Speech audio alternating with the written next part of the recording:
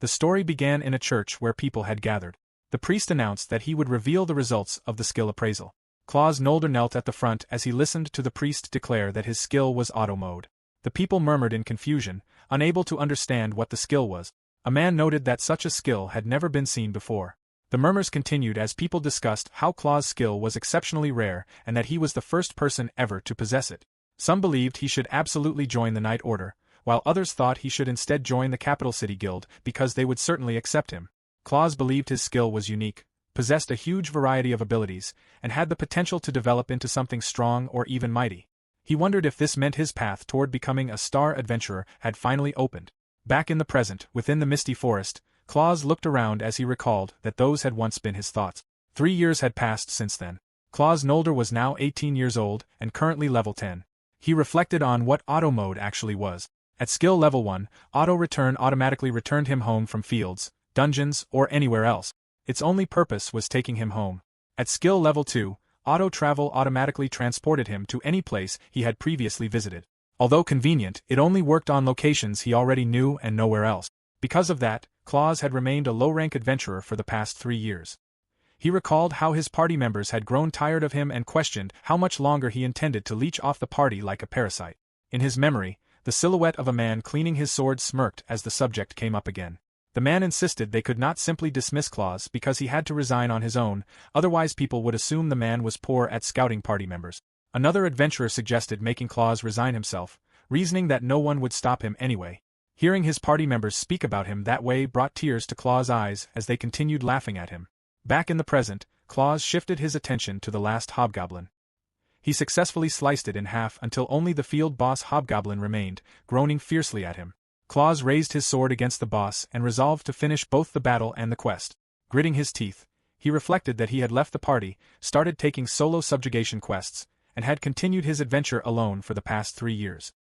He fought the hobgoblin fiercely and attempted to stab it from the side, but the boss caught his blade in time. Even so, Claus successfully drove the sword into its chest, finally killing the field boss. He exhaled in relief as he caught his breath, satisfied that the hobgoblin was finally down. He proceeded to collect the field boss's rewards and found a hobgoblin magic stone. After rummaging through the field boss's body, he examined the magic stone and noted that it was larger than those dropped by regular goblins. He smashed it into pieces and leveled up. Letting out another sigh of relief, Claus reflected that it had been a long time since he had last leveled up and was glad because he had thought he would remain stuck at level 10. He scrolled through the holographic skill screen and reflected that everyone who had started alongside him had already reached level 50. Even so, he could not bring himself to envy them because there was nothing he could do about it. Focusing on his level up, he gained 19 status points, and upon reaching skill level 3, he unlocked another unknown skill. Excited, he realized the points were enough to level up his skill. He hoped for a useful ability while recalling everyone who had doubted him for still being a low-rank adventurer. He continued hoping for something useful before finally selecting the new skill. He unlocked a new skill called Auto Resource Collection. He fell to the ground in disappointment, realizing it only collected resources automatically. As his hopes of obtaining a useful skill disappeared, he laughed to himself and compared the result to an old saying that expectations without results only ended in disappointment. He got back to his feet and reflected that it would have been nice if the skill automatically healed wounds or automatically increased his level. Instead, it was merely an ability that calmly collected herbs. As the sun began to set, he decided to call it a day and headed home by activating Auto Return. After activating Auto Return, Claus waited for the arrival timer to reach 0. Moments later, he found himself in front of his house at night and went inside. As he entered, he announced his return but was immediately greeted by his little stepsister, Liz, who welcomed him home and noticed that he had come back late. Claus apologized and explained that he had gone on a small expedition that day. Liz observed that he was dirty once again and insisted that he take a bath before eating dinner. Although Claus maintained that he could manage on his own, Liz thanked him for his hard work that day. A short while later, Liz informed her stepbrother that she had prepared hard rye bread and napa cabbage with bacon stew for dinner. Freshly out of the bath, Claus thanked her and said he would eat after drying his hair. Liz instead insisted that he eat first while she dried it. As she began drying his hair, Claus protested because it hurt and insisted he could do it himself. Liz maintained that it was important to eat the stew while it was still warm because she had properly reheated it for him. She encouraged him to take a bite, believing it would help him feel a little better. After taking a bite, Claus asked if Liz had noticed. She admitted that she had and wondered who he thought she was. Claus reminded her that she was his sister.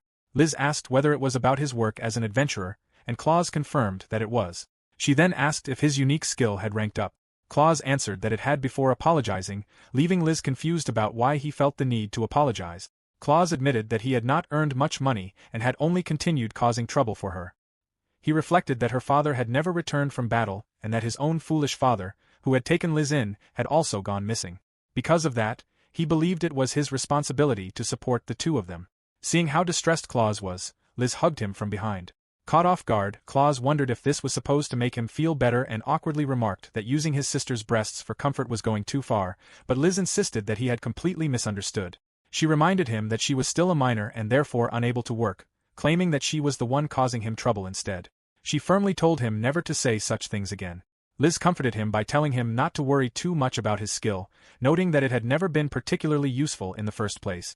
Looking into Claus' eyes, she reminded him that she was almost 18 and nearly old enough to discover her own skill. She promised to help him if she awakened a good one. Until then, the only thing she could offer him was a kiss on the forehead. Claus became flustered and shocked, while Liz grew equally embarrassed and hurried out of the room. Claus called her a brat as she excused herself, explaining that she was going to sleep. Claus watched Liz walk to the door before she turned around to tell him one last thing. She asked for nothing more than for him to come home safely before wishing him good night and closing the door. Claus quietly muttered to himself with a gentle smile, admitting that he did feel much better now and resolving to do his best again tomorrow. Claus did not realize it at the time, but his unique skill, the useless and laughable auto mode, unlocked its true potential upon reaching skill level 3. The true nature of auto mode was to complete its objective automatically. The following day, at the resource field known as Poison Swamp, Claus suddenly found 30 antidotal herbs and was bewildered by what had just happened. He clearly remembered coming there to complete the antidotal herb quest that day. Although he was not particularly enthusiastic, he decided to examine what auto resource collection actually did. As he looked through the skill, he was astonished to discover a list of every harvestable resource available in the area. Laughing in disbelief, he realized that he could gather resources automatically. He selected antidotal herbs, entered a quantity of 30, and was surprised when the screen estimated that the request would take 4 minutes. He laughed at the absurdity of it, calculating that it amounted to less than 10 seconds per stock. As the timer counted down, Claus questioned whether it was real or merely some kind of joke. He then attempted to collect 10 petrification herbs, which were rarer than antidotal herbs. After waiting for the timer of 8 minutes and 42 seconds to expire, he obtained 10 petrification herbs. Shocked by the result, he decided to collect 10 macho grass, a plant of even higher rarity that was said to be 50 times rarer than antidotal herbs. This time, he waited 15 minutes and 23 seconds. When the timer ended, he had 10 stalks of macho grass. Claus then attempted to collect the highest rarity herb, the legendary dragon herb, which was said to be valuable enough that a single stalk could fund a castle. He was astonished to discover that collecting one would require 127 days. Laughing, he concluded that it made sense and initially guessed the herb must grow somewhere nearby, though he wondered if he would awaken in some strange place once the timer finished. He soon realized that this was not the skill's meaning. The 5 days represented the remaining time before the herb could actually be harvested, exactly as the skill indicated. Realizing this, he concluded that the skill would be far more effective if used in places where he knew extremely rare plants already existed nearby. Soon afterward, Claus arrived at the resource field known as Wiling Gorge. He equipped a gas mask with an effective duration of 1 hour, 58 minutes, and 34 seconds. Sighing in relief, he noted that he had finally reached the deadly poisonous and extremely unpopular field, Wiling Gorge. Opening the holographic screen again, he compared the available resources to antidotal herbs, which sold for at most 1 silver coin. Every resource within the gorge was worth an order of magnitude more. He found mandragora listed among the harvestable plants and recognized that the herb was worth 10 times its weight in gold. Convinced that it was undoubtedly a legendary class rare plant, he checked the required collection time and was pleased to find that it would only take 24 minutes, making it a realistic goal. When the 24 minutes had passed, Claus regained consciousness with a mandragora in his hand. He lifted the herb in triumph while something emerged behind him. Unaware of the approaching monster, he remained absorbed in the realization that he had actually succeeded. As he continued celebrating, the creature stood up behind him, and Claus' sensing skill reached level 2. Only then did he sense the monster's presence. Slowly turning around, he found himself face to face with its sharp fangs. Startled, he screamed as a B-rank monster, a rock lizard, appeared before him. The creature struck him with its tail, sending him flying across the field. Panicking, Claus could not believe that a rock lizard had appeared in such a low-rank field and wondered why a monster like it was there. Believing he was about to die, Claus cursed under his breath, shut his eyes, and apologized to Liz in his thoughts. Memories of their time together flashed through his mind. Opening his eyes once more, he regained his resolve. Determined not to leave Liz alone after promising to return home, he refused to break that promise. Drawing his knife, Claus resolved to survive and make it home no matter the odds.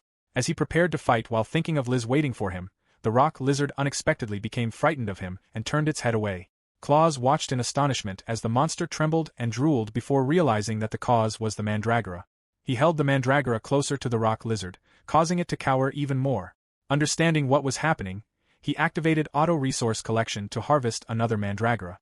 The mandragora released its deadly scream, making the rock lizard writhe in agony. Claus realized that hearing a mandragora's scream drained a creature's life, but while auto mode was active, he remained unconscious and could neither see nor hear anything. In other words, the rock lizard alone suffered the effects. Seizing the opportunity, Claus leaped forward and successfully killed the rock lizard with his blade. This marked the beginning of Claus' comeback. Possessing a skill that had long been dismissed as useless and having spent years being looked down upon as a worthless person, he had finally taken the first step toward proving himself once again.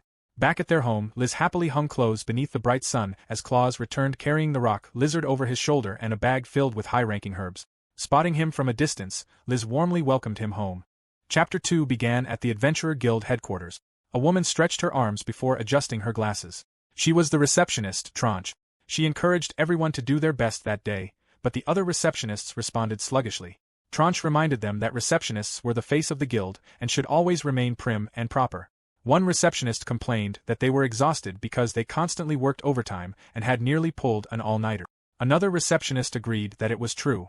Tranche dismissed their excuses, explaining that receptionists should be as graceful as dancing swans and must never let customers see how worn out they were. The blonde receptionist cursed the men from the previous day, blaming them for the situation. Another receptionist explained that they had disappeared for an entire week before suddenly returning with a massive haul of materials without making an appointment. The blonde receptionist added that they had no idea how time-consuming and laborious it was to sort, assess, and consolidate everything for shipment. Tranche brushed aside the complaints and simply told them to wash their faces. The blonde receptionist then asked whether the person under Tranche's guidance had been around recently. Tranche looked puzzled before the other receptionist remarked that she had not seen him for quite some time. She clarified that they were talking about the low-level veteran. Tranche asked whether they meant Claus. The moment Tranche mentioned his name, Claus arrived carrying an enormous haul of loot. Cheerfully greeting everyone, he revealed that he had advanced from level 10 to level 19. The two receptionists silently wondered whether he had brought another full load without an appointment and immediately realized it would probably mean another all-nighter. Tranche greeted Claus warmly and noted that he had arrived early. Smiling gently, she mentioned that no one had heard from him for several days and that everyone had been worried, asking where he had been. Claus explained that he had visited the Poison Swamp and Whiling Gorge. Tranche understood why he had such a large haul after learning he had traveled to 2 different resource fields. However, she pointed out that he had once again arrived without making an appointment. Claus apologized. The other 2 receptionists quietly admired Tranche for handling the situation without losing her composure, regarding her as the ideal receptionist. One of them then stopped the other's admiration and directed her attention to Tranche's feet instead. She noticed Tranche repeatedly stomping on the ground. Tranche asked whether Claus had brought back a rock lizard, explaining that although it was only a B-rank monster, its materials were still rare.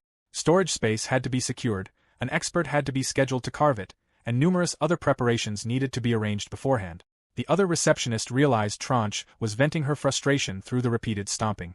Even so, Tranche insisted that Mr. Claus returning safely was still the guild's highest priority. Before she could continue, Claus presented the mandragora and added it to his submission. The moment she saw it, Tranche stomped hard enough to crack the floor. Hearing the sound, Claus wondered what had happened. Tranche immediately changed her demeanor and calmly instructed Claus to accompany her to her office. Both receptionists were left speechless in shock, and Claus was equally bewildered. As Tranche pulled him away, Claus questioned what he had done wrong. Tranche told him to ask that again after his innocence had been proven and instructed him to follow her so they could talk, adding that he should close the door behind them. Inside the guild master's office, Madame Salazar reviewed Claus' information before placing his guild ID on the table and smiling at him. Madame Salazar explained that Claus had not been summoned to be reprimanded for any wrongdoing. She served him some tea and first expressed her appreciation for all of his hard work within the guild. She then revealed that there was something they needed to discuss, startling Claus. Placing the mandragora on the table, Madame Salazar explained that it was an item that was extremely difficult to obtain. With Tranche standing behind her, she asked Claus where and how he had acquired it. The atmosphere grew tense as the two women waited for his answer. Claus calmly explained that he had simply happened to find the mandragora in Wailing Gorge by pure chance, wearing a bright smile as he spoke. Although the two women accepted his explanation, their suspicions remained unresolved. After the unexpected questioning from Madame Salazar and Tranche, Claus quietly celebrated inwardly. He realized he had not told a single lie, having merely omitted the details regarding his auto mode skill. Looking back, he concluded there had never been any reason to feel nervous. Claus recalled earning 22 gold coins and imagined how happy Liz would be when he returned home. However, Madame Salazar revealed that there was still more to discuss. She explained that the mandragora's retail price was 250 gold coins. Claus straightened in his chair, stunned by the revelation that it was worth 250 gold coins. Madame Salazar clarified that 250 gold coins represented only the retail price, while its wholesale value was approximately 65 gold coins. She further explained that, despite the guild's size, they simply did not have that much money readily available. Recalling what she had been considering, Madame Salazar admitted that Claus might not like her proposal, but she wished to barter for the mandragora instead. Rather than paying entirely in gold, she proposed exchanging it for weapons and magic stones of equivalent value. Claus specifically requested 13 large magic stones. He also noted that the rock lizard was supposed to possess a large magic stone and was fortunate that the one he had obtained truly was a large one. Claus believed those magic stones would allow him to raise his level. Filled with determination, he resolved that both he and Liz would reach the top. The scene shifted to Madame Salazar watching Claus leave through the window. She remarked that something about the situation felt strange. Only the previous day, Claus had seemed like nothing more than an incompetent adventurer, yet he had suddenly returned with a mandragora, an S-rank material, and had even defeated a B-rank rock lizard despite being only a D-rank adventurer. Madame Salazar instructed Tranche to keep a close eye on Claus, believing he might become someone the guild could rely on, or that the day's achievements might simply have been a stroke of luck. Either way, she wanted the situation properly assessed. Tranche assured Madame Salazar that Claus would not slip out of the guild's sight. The following day, the scene shifted to Claus venturing alone into the unpopular beginner field known as the Twilight Mines. After switching on the headlamp attached to his helmet, Claus reflected that he had already witnessed the full potential of auto mode's plant collecting and wondered whether the other collection options would produce similar results. Now at level 27, he ventured deeper into the cave and decided to test the ores option. Unbeknownst to him, a cloaked figure appeared to be following him from the shadows. Chapter 3 began with Claus accepting a quest to gather 20 glowstones 10 times and receiving a map of the Twilight Mines. He explained that the mine was a vast underground complex excavated by an ancient dwarf tribe more than 1,000 years ago to mine mithril deposit. In the present day, it was primarily used to gather glowstones. Claus noted that glowstones were an essential material used as a light source for streets and homes. Despite their importance, they could be mined in almost any mine, making anything smaller than a medium-sized glowstone worth little more than a child's pocket money. He reflected on their value in copper coins. A small glowstone was worth 1 coin, a medium glowstone 2 coins, a large glowstone 5 coins, while the value of an extra-large glowstone remained unknown. Claus then opened his status screen and relied on what he considered his secret weapon, auto mode. Browsing the ores section, he immediately found a large glowstone listed near the dungeon entrance, with a collection time of 4.5 minutes. Excited, he concluded that the job would be easy and that everything was already going his way. Confident in his plan, he activated Auto Mode Level 3, selected Auto Collect, and allowed his magically reinforced pickaxe to perform the work automatically. The scene shifted to the silhouette of a girl standing at the entrance of the mine, quietly observing Claus. She remarked that he talked to himself quite a lot. The girl was an adventurer named Tiara, who had been secretly following him. She reflected that she was only doing so because her sister had asked her to and questioned why a mid-rank adventurer like herself had to babysit a low-rank adventurer such as Claus. Suddenly, Tiara noticed that Claus had disappeared. She immediately drew her daggers and wondered where he had gone, as he had been standing directly in front of her only moments before. Hearing rocks falling behind her, she turned around and spotted Claus climbing an enormous rock. Shocked, she wondered when he had managed to get that high. Tiara immediately pursued him, convinced that a low-rank adventurer could not escape someone of her level so easily, and fired her grapple gun to close the distance. However, Claus continued leaping effortlessly from one rock to another, steadily widening the gap between them. By the time he reached the top of the massive rock, Tiara could only stare in disbelief, unable to understand how he had climbed so quickly or what kind of person Claus truly was. Still under the effects of auto mode, Claus continued mining. When the timer finally reached 0, he regained consciousness and found 20 large glowstones neatly gathered before him. Satisfied with the outcome, he confirmed that the skill had worked exactly as expected. Seeing precisely 20 large glowstones, he calculated that he needed a total of 200 to complete the quest. At that pace, he believed he would finish it in no time. As he continued through the mine, Claus admired how large glowstones kept appearing despite requiring very little digging. He wondered whether he had stumbled upon an undiscovered lode, especially since he had not even needed to rely on his skill for those discoveries. Before long, he found what people referred to as an extra-large glowstone. Delighted, he compared its enormous size with that of a normal large glowstone and happily imagined that he and Liz would be eating high-grade meat for dinner that evening. Watching from a distance, Tiara wondered why Claus could not simply work quietly. Before long, Claus completed the quest after gathering 200 large glowstones, 5 extra-large glowstones, and 1 extremely large glowstone. After placing everything into a sack, he proudly declared the quest complete and once again praised the usefulness of his skill. Claus then reopened his status window and browsed the ores section. He discovered that glowstones were only one of many minerals available for collection. Copper, iron, lead, gold, silver, hoverstone, and magisteel also appeared on the list. He realized the available options were based on ores he had previously encountered, explaining why the 2 newly unlocked materials had appeared. Curious, he checked the collection times for the other ores. He reminded himself that simply because they appeared on the list did not mean they would be easy to obtain. Recalling how incredibly fortunate he had been to acquire the mandragora, he doubted that another S-rank material would appear so soon. However, Claus suddenly noticed an S-rank material with a collection time of only 34 minutes and 55 seconds. Startled, he discovered it was a spirit gem, a rare mineral capable of accumulating mana that could be sold to magicians for an extremely high price. Filled with excitement, Claus celebrated after realizing he had found another rare material within a reasonable range, startling Tiara, who was hiding behind a stone. However, he wondered whether the spirit gem might be located inside a restricted area such as the catacombs. According to one theory, spirit gems were crystallized human souls because they were commonly found around graveyard. Claus paused to carefully consider the situation. Realizing that this was a life-or-death decision, he questioned whether the risk was truly worth taking. Claus imagined another rock lizard appearing and worried about what would happen after auto mode ended. Once the skill wore off, he would be completely defenseless and could easily be killed. He recalled the previous encounter and realized that if it had not been for the mandragora's scream, he would no longer be alive. He felt grateful that fortune had been on his side, allowing him to win the battle and return home safely. Clenching his fists, Claus reminded himself that, unlike before, he was now at a much higher level. He reviewed his improvements, recalling that his blade art had leveled up and that he had purchased a new weapon, the obsidian dagger, which was capable of dealing with mid-class monsters and had cost 2 gold coins. Claus also noted that his level 3 sensing skill had not detected any hostile monsters nearby. Looking at the status window with determination, he reminded himself that, although he had never tested it personally, he still possessed one final trump card. Having made his decision, Claus activated Auto Mode Level 3 and selected Auto Collect, Resource Collection. He reassured himself that the Twilight Mines were nothing more than a safe, low-rank dungeon and reasoned that there could hardly be a safer place to take such a risk. Moments later, he immediately regretted that thought as hundreds, if not thousands, of skeletons came pouring down. A gigantic skeleton soldier suddenly appeared before both Claus and Tiara, frightening them. Terror spread across Claus' face as Tiara stood beside him, and the two prepared to fight. About 30 minutes before the incident, Claus had activated Auto Mode, Auto Resource Collection.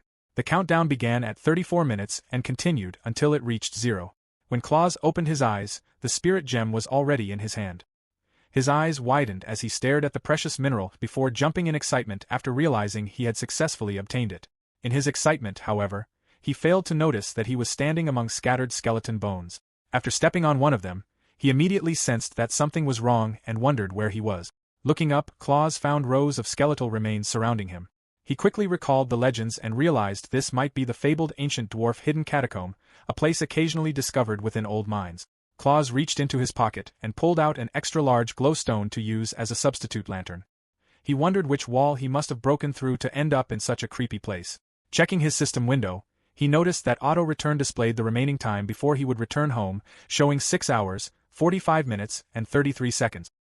He reflected that the skill was indicating how long it would take before he arrived home. Reading the description reassured him that he could undoubtedly return using auto-return. At skill level 1, auto-return unfailingly returned its user home from any dungeon or field.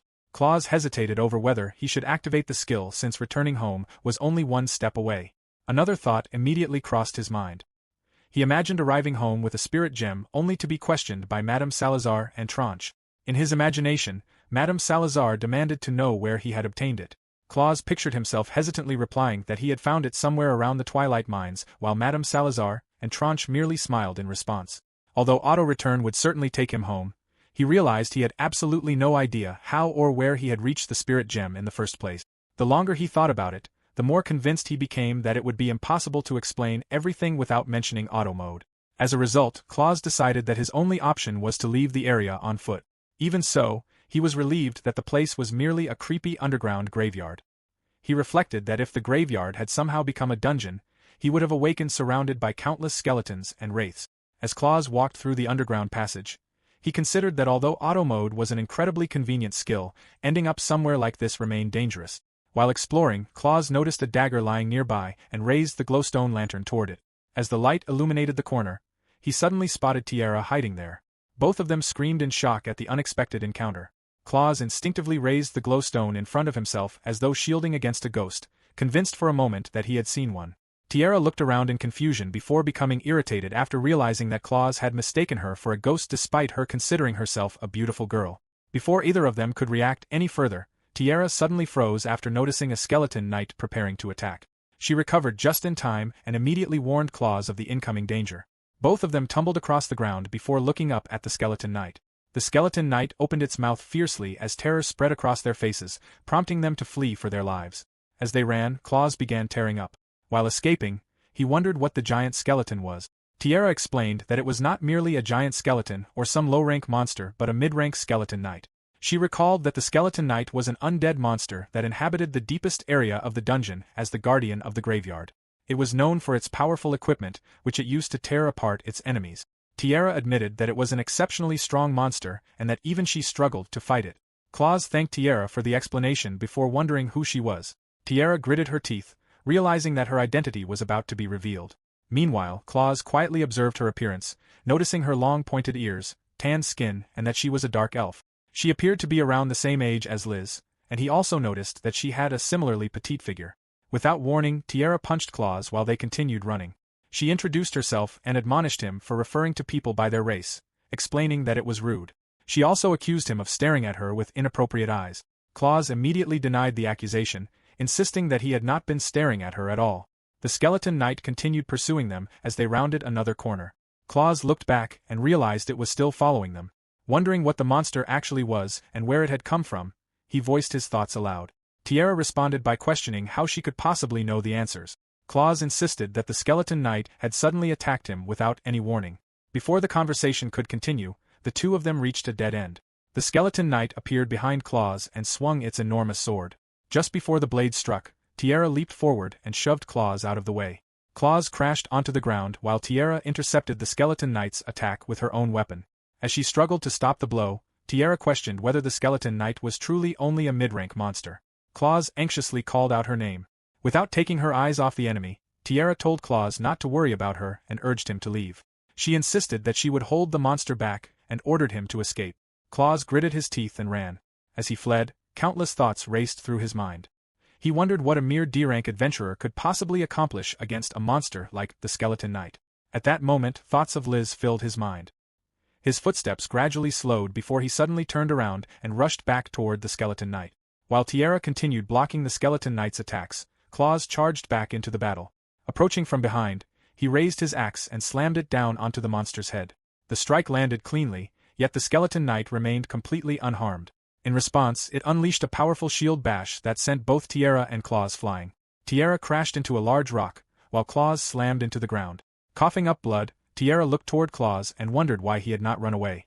Claus refused to abandon her, believing that leaving someone behind like that would be disgraceful. He reflected that he could never allow a girl like Liz to fight alone on his behalf. Slowly rising to his feet, Claus resolved to return home with pride.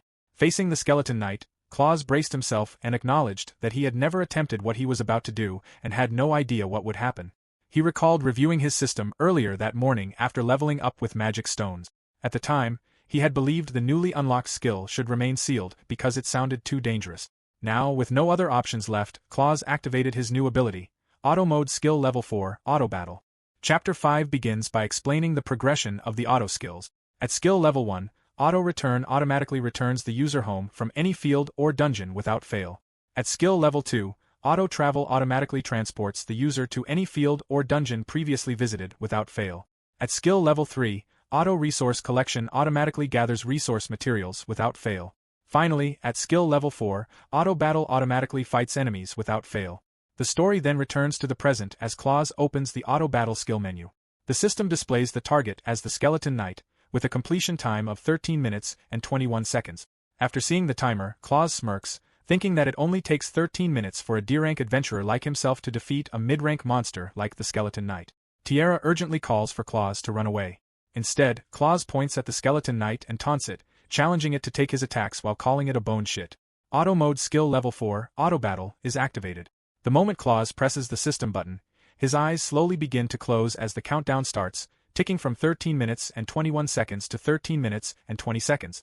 Watching the scene unfold, Tiara is left in disbelief, thinking it was not the time for Claus to fall asleep. The Skeleton Knight immediately swings its sword toward Claus, but just before the blade lands, Claus effortlessly dodges the attack. Another swing follows, and he avoids it just as easily.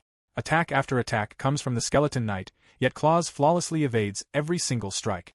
The Skeleton Knight grows visibly frustrated as it realizes it cannot land even a single hit.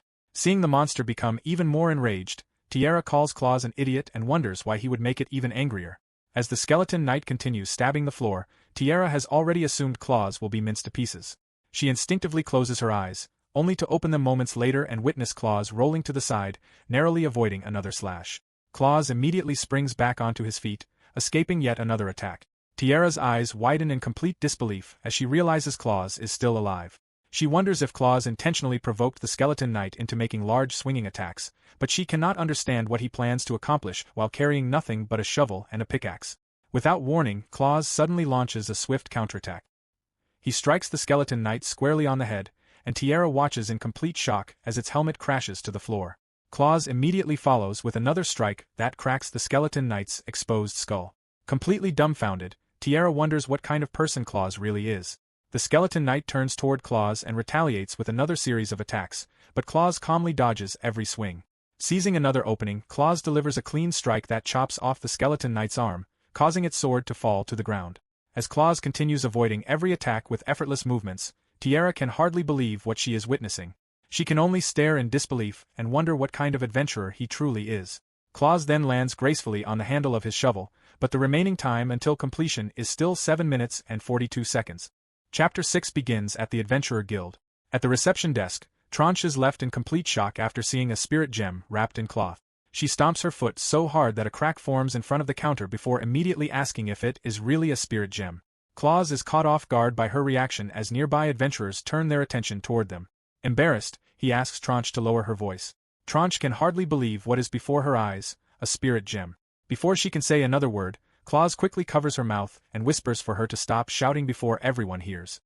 Hearing the commotion, one nearby adventurer wonders if it is a spirit gem, another questions whether it is simply another glow stone, and a third stares at the covered object and exclaims that it is enormous if it is real. While Claus continues covering Tranche's mouth, the receptionist standing behind her watches the scene in surprise. Tranche removes Claus's hand from her mouth before asking whether he understands what this means. Still smiling, she suddenly grabs both of Claus's hands. Claus awkwardly smiles and admits that he probably overdid it again. Tranche immediately scolds him for talking nonsense and asks whether he has already forgotten what happened before or if everything has to be spelled out for him. Looking away, Claus pauses before reluctantly admitting that he understands what she means. Claus sighs as he realizes he is about to be summoned to the office again. The thought of returning to that intimidating room makes him visibly uneasy because of Madame Salazar. As he looks toward the office door, he notices it slowly opening. Standing there is Madame Salazar, wearing a mischievous smile. She quietly slides the door open farther before calling Claus inside. The sight alone is enough to send a chill through him. Tranche respectfully states that she will guide him to the office. Inside the guild master's office, Claus sits across from Madame Salazar while Tranche stands nearby. Looking at the spirit gem on the table, Madame Salazar asks where it came from. Scratching the back of his head, Claus explains that he simply happened to stumble upon it. Madame Salazar immediately clarifies that she is asking for the location where it was found. Claus hesitantly answers that it came from the Twilight Mines. Attempting to explain further, he begins saying that it was purely by chance, but before he can finish, both Madame Salazar and Tranche smile as they repeat his words in perfect unison. Claus nervously insists that it genuinely surprised him as well. Madame Salazar removes her glasses and calmly wipes the lenses before asking whether Claus has any idea how much a spirit gem of that size is worth.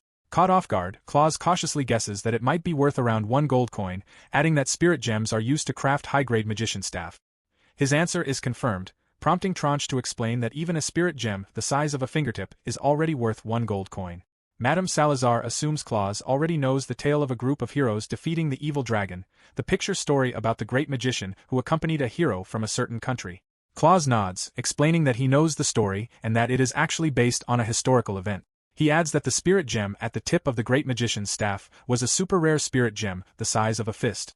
Hearing this, Claus stares at the gem in disbelief and realizes that the one he brought is the same size as his own fist. Madame Salazar nods as Claus continues comparing the gem with his fist. Taking a deep breath, Madame Salazar informs him that what he found is a national treasure. Claus freezes in disbelief. Madame Salazar explains that, if converted into gold coins, the spirit gem's retail value alone would be at least 600 gold coins. Unable to believe what he has just heard, Claus repeats the figure of 600 gold coins. Madame Salazar explains that the estimate is only the starting value. After evaluating the gem's purity, examining its internal structure, polishing it into a gemstone, mounting it onto a staff, and accounting for the artisan's craftsmanship, its value could rise to 1,000 or even 10,000 gold coins. Hearing the figure of 1,000 gold coins, Claus abruptly stands from his chair. Satisfied with his reaction, Madame Salazar continues by explaining that the guild can only purchase the spirit gem at the wholesale value of 100 gold coins. She places 100 gold coins on the table and reassures Claus that the guild is not trying to swindle him, as that amount reflects the value of the raw gem. Claus silently stares at the pile of gold coins. He realizes that even the wholesale price is far greater than the 65 gold coins he received for the mandragora. He calculates that the amount is equal to 100,000 rye breads and briefly wonders whether he will ever need to work again with that much money. Madame Salazar then presents a wooden box and offers Claus another option. Inside the box are 5 large magic stones equal in value to 100 gold coins. Tranche gently places the box in front of Claus. Madame Salazar asks which reward he wishes to receive. After a brief moment of consideration, Claus quietly closes his eyes before choosing the 5 large magic stones. Madame Salazar nods in approval, concluding that Claus must be aiming to become a top-rank adventurer. Tranche tells him that he may take the magic stones home and looks forward to seeing more of his contributions to the guild. As Tranche collects the gold coins and Claus picks up the box of magic stones, Madame Salazar stops him with one final warning. She explains that absorbing too much magical essence from the stones will cause the body to burst apart, so he must be careful. Hearing the warning, Claus is visibly shaken. Madame Salazar simply smiles and expresses her hope that the stones will prove useful. While walking out of the guild, Claus quietly wonders what exactly Madame Salazar meant by bursting apart. Unaware that he is being watched, Claus continues walking away as Madame Salazar and Tranche observe him from the office window. Madame Salazar sighs, unable to believe that Claus went from finding a mandragora to discovering a spirit gem. Still struggling to accept everything that has happened, Tranche remarks that it cannot be true that a spirit gem was found in the beginner's field. Madame Salazar calmly points out that Claus was also attacked by a mid-rank monster and somehow survived. She adds that, although someone reliable happened to be nearby, the entire situation is simply too good to be true, then asks Tranche if she feels the same. Tranche quietly agrees. Chapter 7 begins inside the guild master's office. Claus explains that someone helped him during the battle. He states that there was no way a low-rank adventurer like him could have fought a mid-rank monster alone. According to his explanation, a mid-rank adventurer simply happened to pass by. Claus insists that he would have died if that adventurer had not appeared. Madame Salazar accepts the explanation for the moment, acknowledging that a mid-rank adventurer happened to pass by. However, she immediately asks where that passing dark elf is now. As Claus speaks, the scene recalls him successfully stabbing the skeleton knight's skull just as the timer reaches 0 and he regains consciousness. The moment he opens his eyes, overwhelming pain seizes his entire body. Every muscle, bone, and joint aches intensely. Unable to endure it, Claus vomits before collapsing to the ground in agony. As footsteps approach, he reaches for a low-grade potion, but Tiara stops him before he can drink it. She explains that such a cheap potion will do nothing and asks if it is the only one he has. She warns that he will die before making it home if he relies on that potion, then hands him a better one. The moment Claus drinks it, the pain rapidly disappears. Surprised, he immediately realizes it is a high potion and asks himself if it really costs 1 gold coin per bottle. Sitting on a nearby rock while calmly drinking one herself, Tiara wonders why Claus is making such a fuss. She explains that every adventurer should carry at least one. Claus quickly points out that he is only a broke low-rank adventurer. After a brief pause, He asks whether Tiara is a mid-rank adventurer.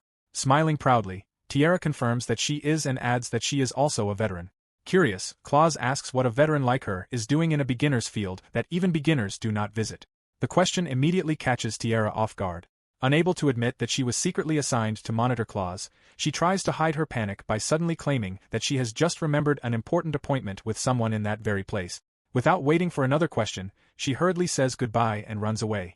Claus reaches out to stop her, hoping to thank her properly, but Tiara disappears before he gets the chance. The story then shifts back to the Adventurer Guild. Inside the guild master's office, Madame Salazar and Tranche stand near the doorway as Tiara kneels respectfully on one knee before them.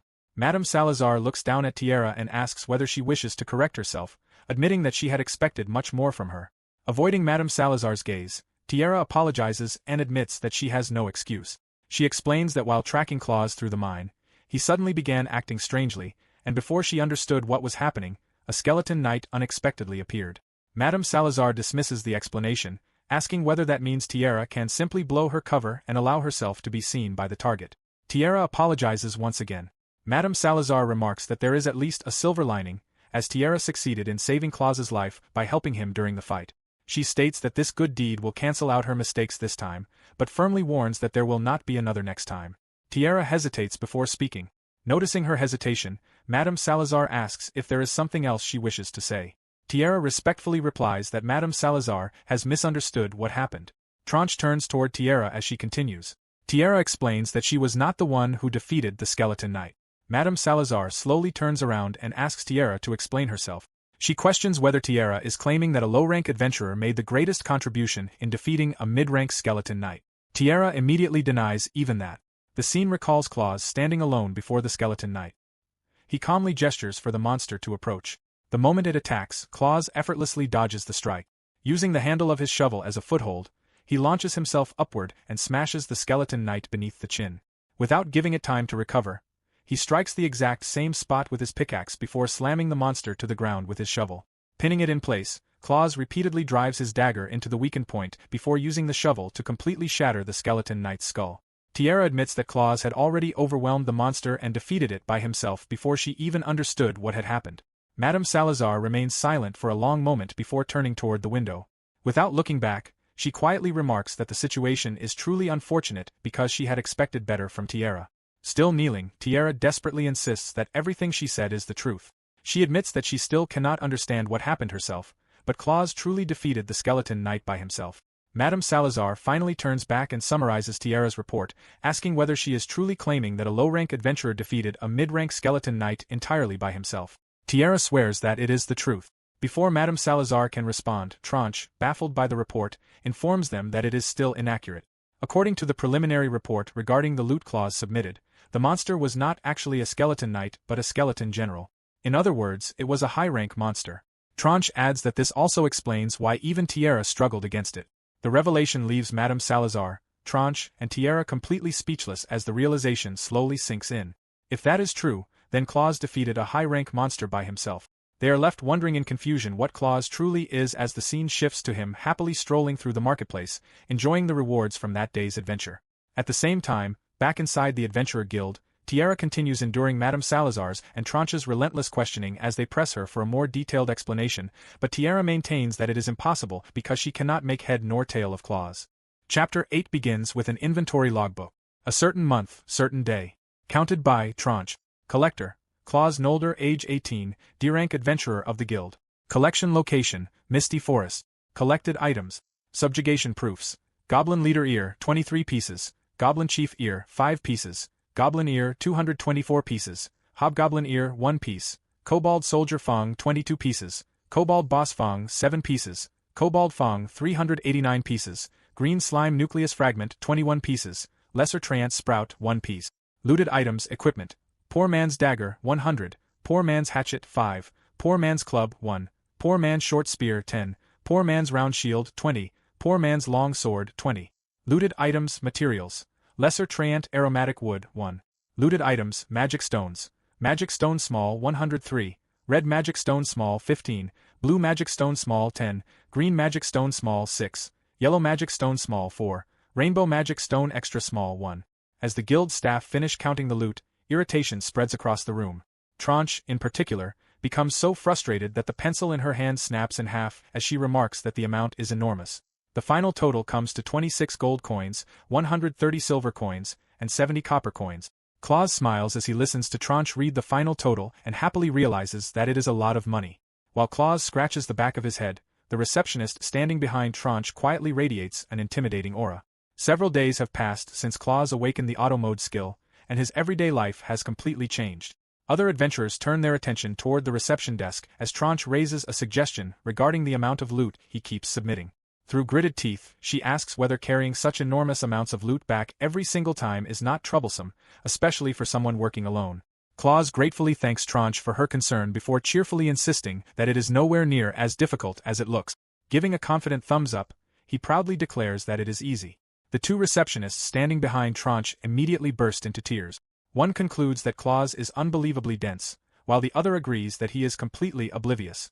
They mentally list everything that has to be processed. 253 goblins, 418 kobolds, 21 slimes, 1 treant, 166 pieces of equipment, and 139 small and medium-sized magic stones.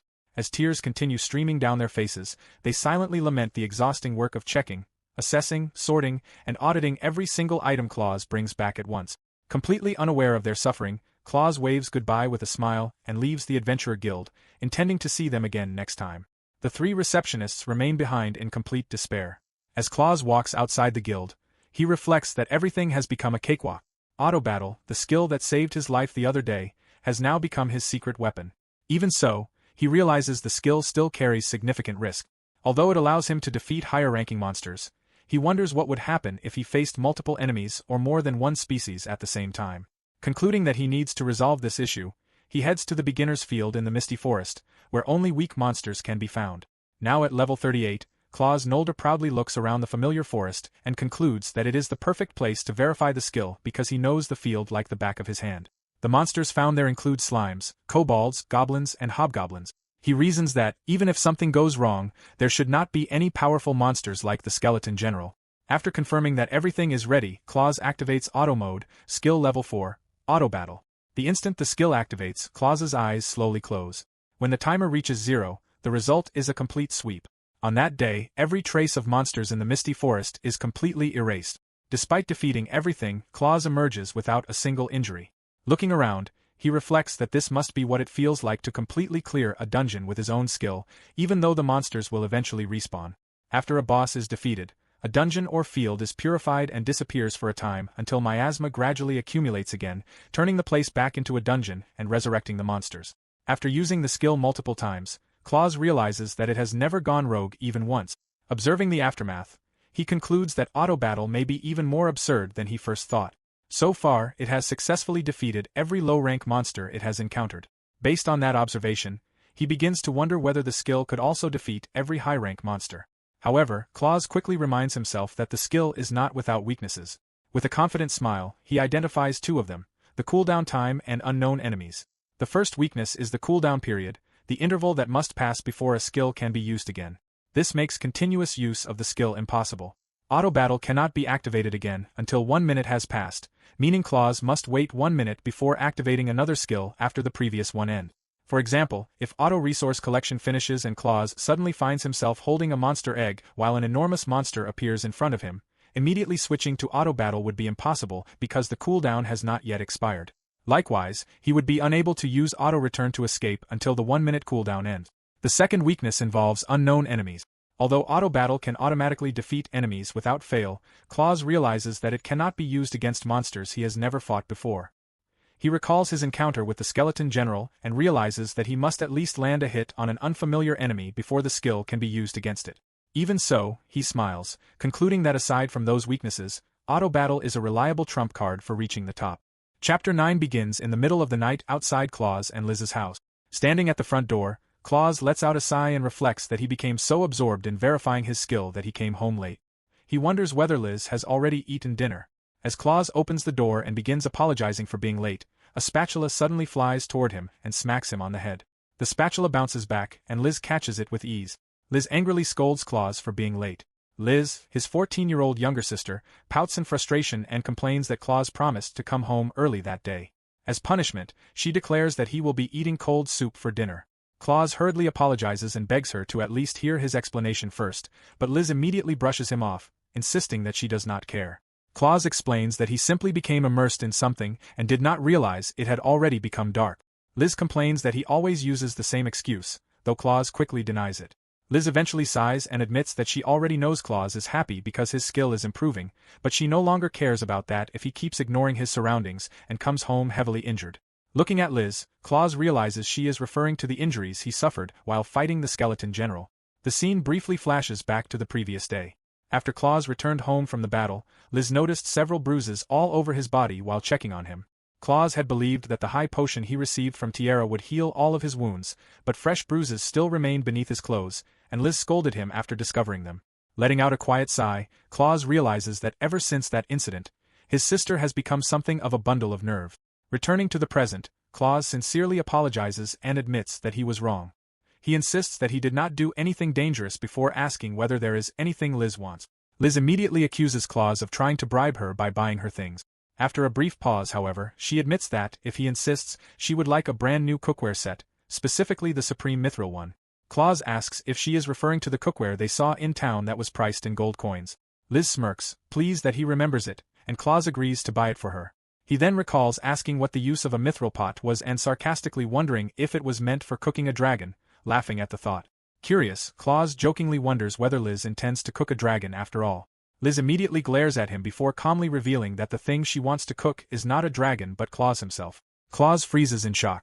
Chuckling mischievously, Liz explains that if Claus comes home injured again, she will personally tenderize him with the mithril ladle. Claus hurriedly protests, asking her not to joke about such painful things. Liz firmly insists that she will not forgive him even if he cries and apologizes. She tells Claus never to push himself too far before smiling warmly and asking him to promise that he will never forget it. Claus raises both hands in surrender and promises that he will not overdo things anymore. He also promises that, no matter what happens, he will always return home safely to his cute, incredibly cute, and beloved little sister, Liz. Her face immediately turns bright red. Watching her reaction, Claus quietly reflects that Liz is right. Nothing good will come from attempting the impossible. Claus decides to take a bath before dinner. As he walks away, he grins to himself. Although he still intends to reach the top, he refuses to do so in a way that makes Liz cry. Before heading off, he teasingly asks his beloved little sister whether warm soup can be served instead of the cold one. Unable to stay angry any longer, Liz gives in and agrees to reheat the soup before telling Claus to hurry and take a bath. During dinner, Claus proudly tells Liz that he earned 27 gold coins that day, meaning the mithril cookware is finally affordable. As the evening continues, Claus reflects that reaching the top will require not only hard work but also careful planning, turning impossible things into possible ones. The following morning, Claus proudly arrives with a donkey pulling a rental cargo cart. Holding her lunchbox, Liz stares at the cart in complete confusion and wonders what it is. Claus proudly introduces it as his new arsenal, a rental cargo donkey cart borrowed from the guild that very morning. Liz points out that she already knows it is a donkey cart and wonders whether Claus has become a street peddler or something similar. Claus proudly denies it, explaining that it is meant for adventuring. Claus explains that he came up with the idea after deciding to continue aiming for the top without forcing himself to do impossible things that would only make Liz worry. According to him, the common strategy would normally be to recruit an ally. The moment Liz hears the word ally, she becomes visibly excited. Claus agrees, explaining that having an ally makes the impossible possible. It becomes easier to fight strong enemies, the burden of carrying heavy luggage can be shared. He can return home faster and reduce the chances of being scolded, and he can explore even farther. The scene briefly recalls that Claus, now 18 years old, carried more than 700 items on his back the previous day. Claus sadly admits that, because he has been completely ostracized, recruiting allies is impossible. As Liz quietly listens, her eyes begin to water. She pleads with him not to talk about himself that way because she does not want to start crying early in the morning. Claus then proudly declares that he solved the problem with money by renting an ally. He admits that he almost feels like crying because, with this donkey, he can handle most of his current problems. Jumping onto the cart, Claus enthusiastically announces that today's plan is to conquer 3 different locations. Liz is shocked by the number. Claus happily drives the donkey cart away, planning to clear every unaccepted quest across the 3 nearby unpopular beginner field. Watching him from behind, Liz wonders in disbelief whether visiting 3 different locations in a single day is even possible. The story shifts to the Adventurer Guild. Tranche and the other receptionists look visibly exhausted. The red-haired receptionist asks her senior whether Claus really accepted every single unclaimed quest for the unpopular field. The blonde receptionist confirms that he did. She explains that, the previous day, Claus accepted every remaining quest for the Misty Forest. Today, he accepted every available quest from the Poison Swamp, Twilight Mine, and Wailing Gorge. The red-haired receptionist grows increasingly worried, realizing that Claus cannot possibly return to submit everything at once because that many quests normally require a party of several people working over several days to complete. Laughing nervously, the blonde receptionist insists that there is no way Claus could finish all of them in a single day. She also points out that the donkey cart is only rented for 1 day. Relieved, the red-haired receptionist remarks that everyone will finally be able to leave work on time instead of facing another grueling day. Nearby, Tranche quietly lowers her head while resting a hand on the reception desk as a faint smile appears on her face. The two receptionists turn toward her. Tranche calmly tells them they are worrying too much. She explains that, no matter how much of a role Claus has been on recently, it is simply impossible to complete such a copious number of quests in 1 day. The red-haired receptionist hesitantly points out that Claus has already performed one miracle after another.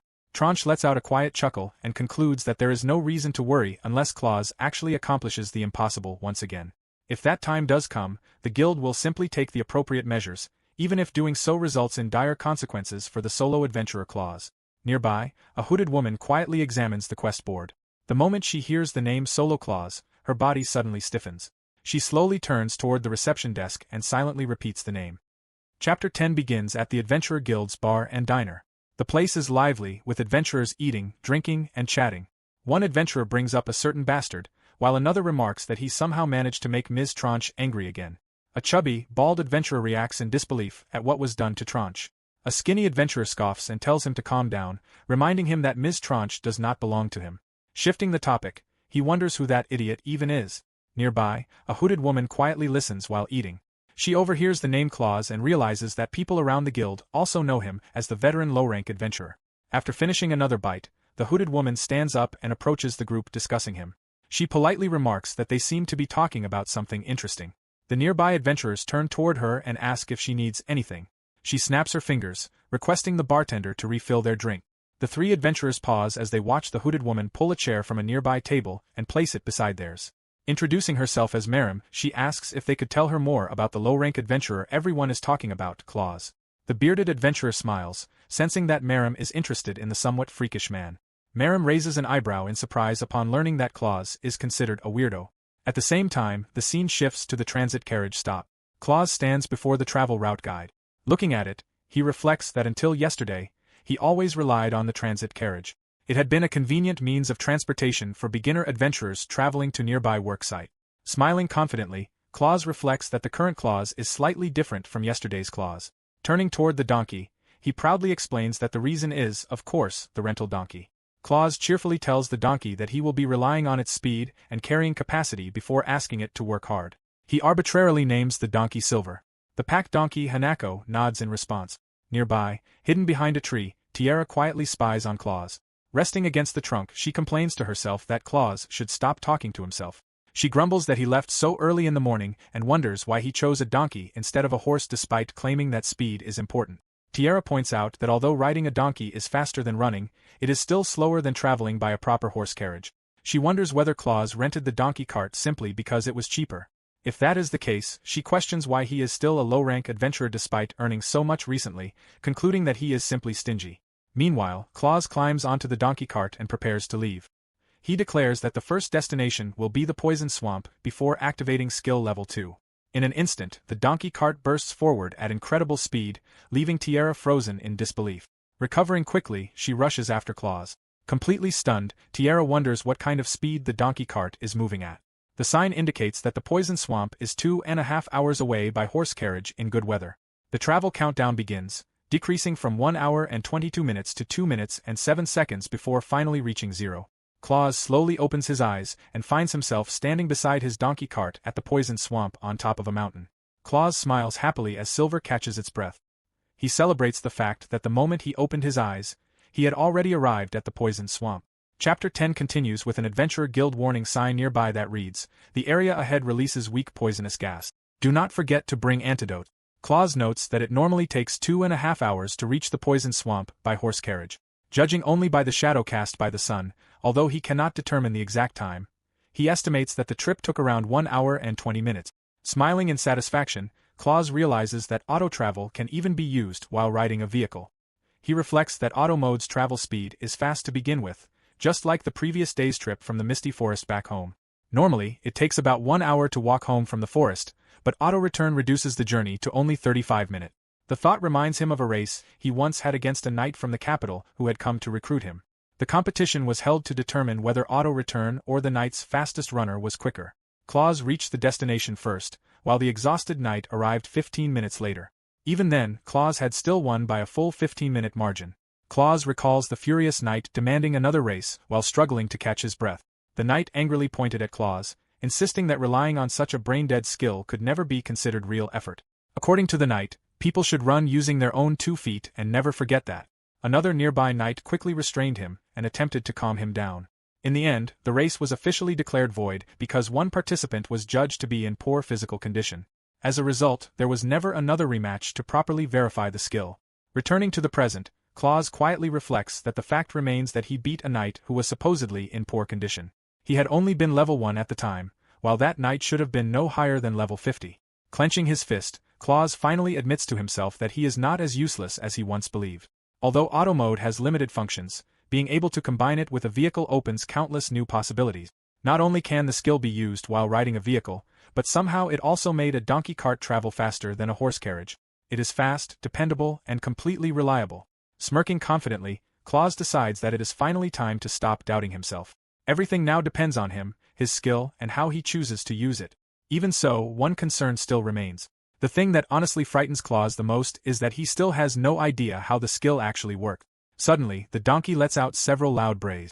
Claus calls out to Silver. The donkey turns its head toward him while gritting its teeth. Claus's eyes immediately widen in disbelief as he notices that the donkey is blindfolded. He quickly climbs down from the cart and approaches to remove the blindfold. Meanwhile, farther back along the road, Tiara stares in complete shock at the trail left behind. She carefully examines the horseshoe prints and wheel tracks before concluding that they definitely belong to Claus and his donkey cart. She initially assumes they must have taken a shortcut. However, after studying the markings more carefully, she realizes that something is terribly wrong. In her mind, Claus has become an even bigger weirdo than before. Farther ahead, Claus and the donkey calmly cross a narrow wooden bridge, with Claus asleep and the donkey blindfolded once again. Chapter 11 resumed in the Adventurers Guild cafeteria, where Miemai continued questioning the men about what they meant by Claus being strange and whether he was truly that dangerous. The bearded man chuckled, claiming that he did not know, but proceeded to tell her a story from years ago when Claus had just acquired the skill set and was starting out. During that time, Claus had once raced against the fastest man in the order. Miemai wondered what the race had been about and whether Claus had already been an active member of the cavalry. The bearded man explained that it had merely been a test of skill before continuing the story, revealing that Claus had won by a margin of 15 minutes. One of the other men interrupted to point out that the remarkable part was not the time itself. Instead, it was the shortcuts Claus had taken during the race.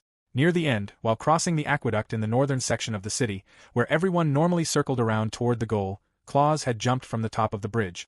Although the bridge was not especially high, he had leaped without the slightest hesitation. The bearded man then revealed that he had happened to be beneath the bridge that day, watching the race. There had been a dumpster below the bridge that served as a landing spot, but a wall of ruins blocked the route downward. Claus had spun sideways into the ruins, passed through them, and used a wooden plank to bounce away. Miemai was taken aback by the explanation and sought further clarification because she could not understand what he meant. The bearded man admitted that he had witnessed it himself but still did not understand it either. He added that the window Claus had jumped through was so narrow that a man could barely squeeze through it sideways. After taking another drink, he remarked that he knew no one else reckless enough to leap into such a place without hesitation. As thanks for the drink, he advised Miemai that it would be best for her to stay away from dangerous people like Claus. Miemai stood from the table and gave the men 2 silver coins for their help. She left with a smile, intending to seek out the dangerous man. One of the men questioned whether she was truly leaving before reminding her that, if she wanted more information, she would have to buy them another round of drinks as she had promised. His remark startled Miemai, while he believed he was about to earn even more money. At the same time, in the poisonous swamp where Claus was located, Teria stared in disbelief at the quest forms and receipts pinned to the cart. Before Claus lay the successful haul he had gathered. He looked over it proudly after fulfilling every quota required for the mission. Satisfied, he smiled with pride as he acknowledged to Silver the donkey that they had obtained everything they needed. Teria, meanwhile, could scarcely believe that every poisonous swamp quest had been completed. She continued watching as Claus climbed onto the cart and let out a sigh of relief while preparing to load the cargo, noting that there was still plenty of room despite everything they had collected and appreciating how useful the large cargo capacity was. Teria continued to watch him with a puzzled expression. Hiding behind a sign, Teria found it strange that a donkey cart had left her behind. The delay should have been no more than an hour, yet she questioned why Claus was already preparing to withdraw after completing such a small amount of quests. She gritted her teeth as the situation worsened. If she failed to do something, she would have to submit another report to Tranche admitting once again that she had no idea what was happening. Meanwhile, Claus happily prepared to head to the next location. Silver groaned and gritted his teeth, prompting Claus to note that he had just fed him. He continued thinking about how their next destination was Miemai-chan, but noticed that the luggage was slowing them down, even though traveling this way was still faster than using a horse-drawn wagon. Teria pulled out 2 advanced potions and drank them one after the other.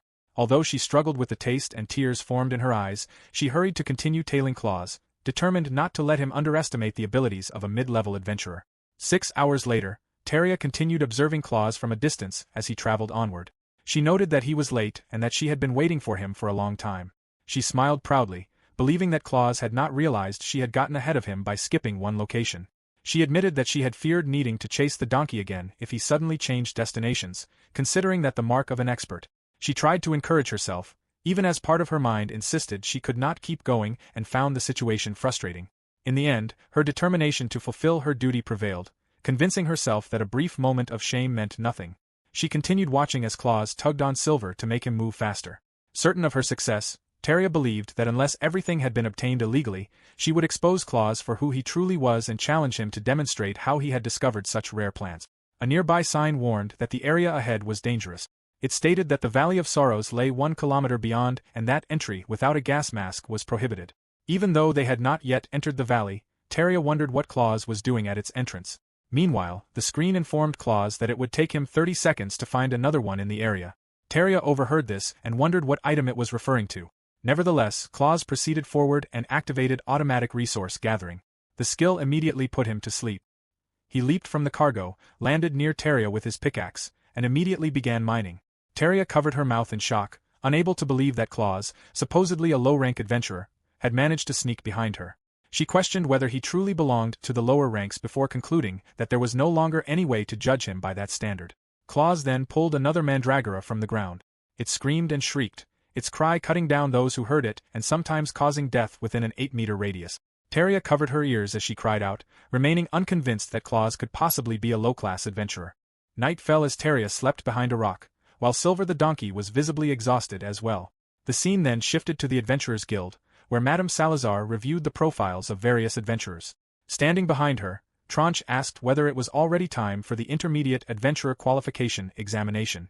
Madame Salazar wondered how Claus would perform, and Tranche let out a breath with a smile, concluding that his track record was more than sufficient. However, she recognized that his status as a solo adventurer remained a concern.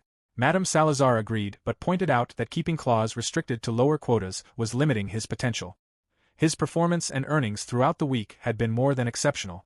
Smiling, Madame Salazar concluded that Tranche should have Claus take the intermediate examination immediately, even if it required using a guild recommendation. Tranche asked whether there were any other concerns. Madame Salazar then turned her attention to another adventurer's profile bearing the name Charlotte, marked as a special exception under a Class A party. After reviewing it, she informed Tranche that Charlotte belonged to a Class A party admitted through a special recommendation quota. She acknowledged that she had no issue with the recommendation itself, but noted that this particular party had once been his. The scene shifted to another manor, where a maid bowed before a man and informed him that they would proceed without delay.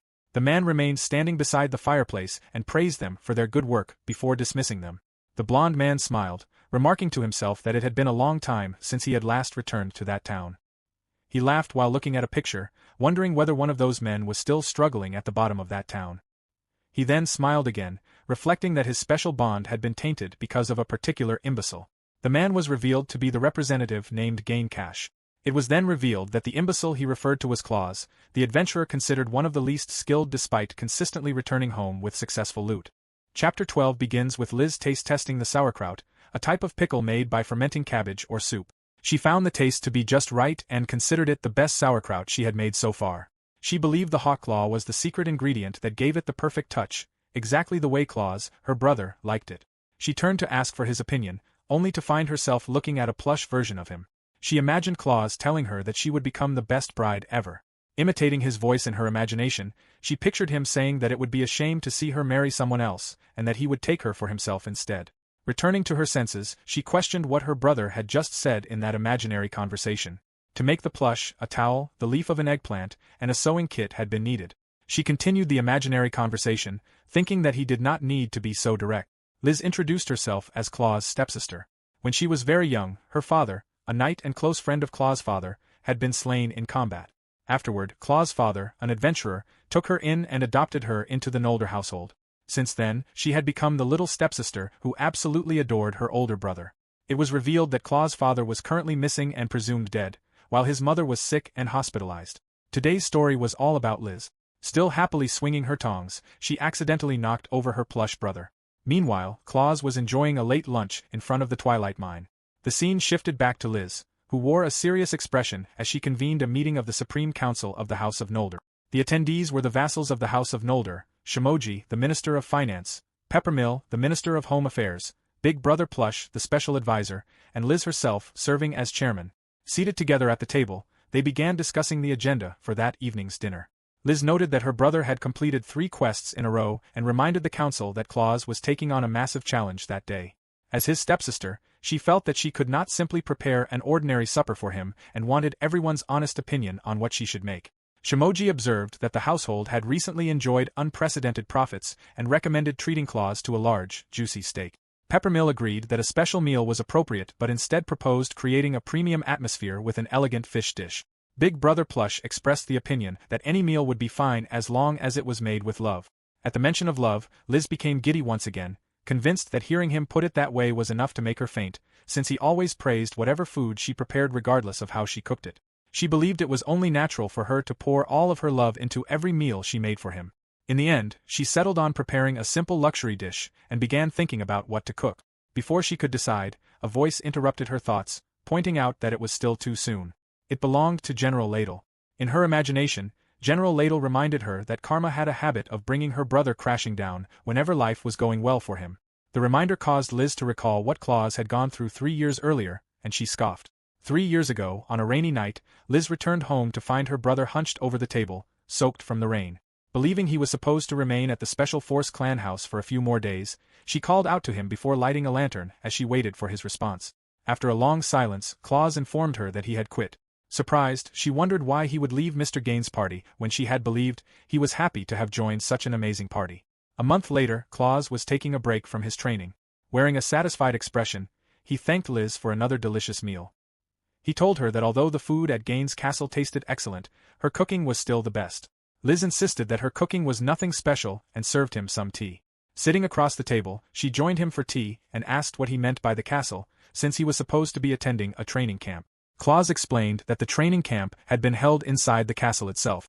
According to Gain, it was merely one of the many mansions owned by the Baron Cash family. He remarked that a single hall was 100 times larger than their house and remembered how the floor had looked like a mirror.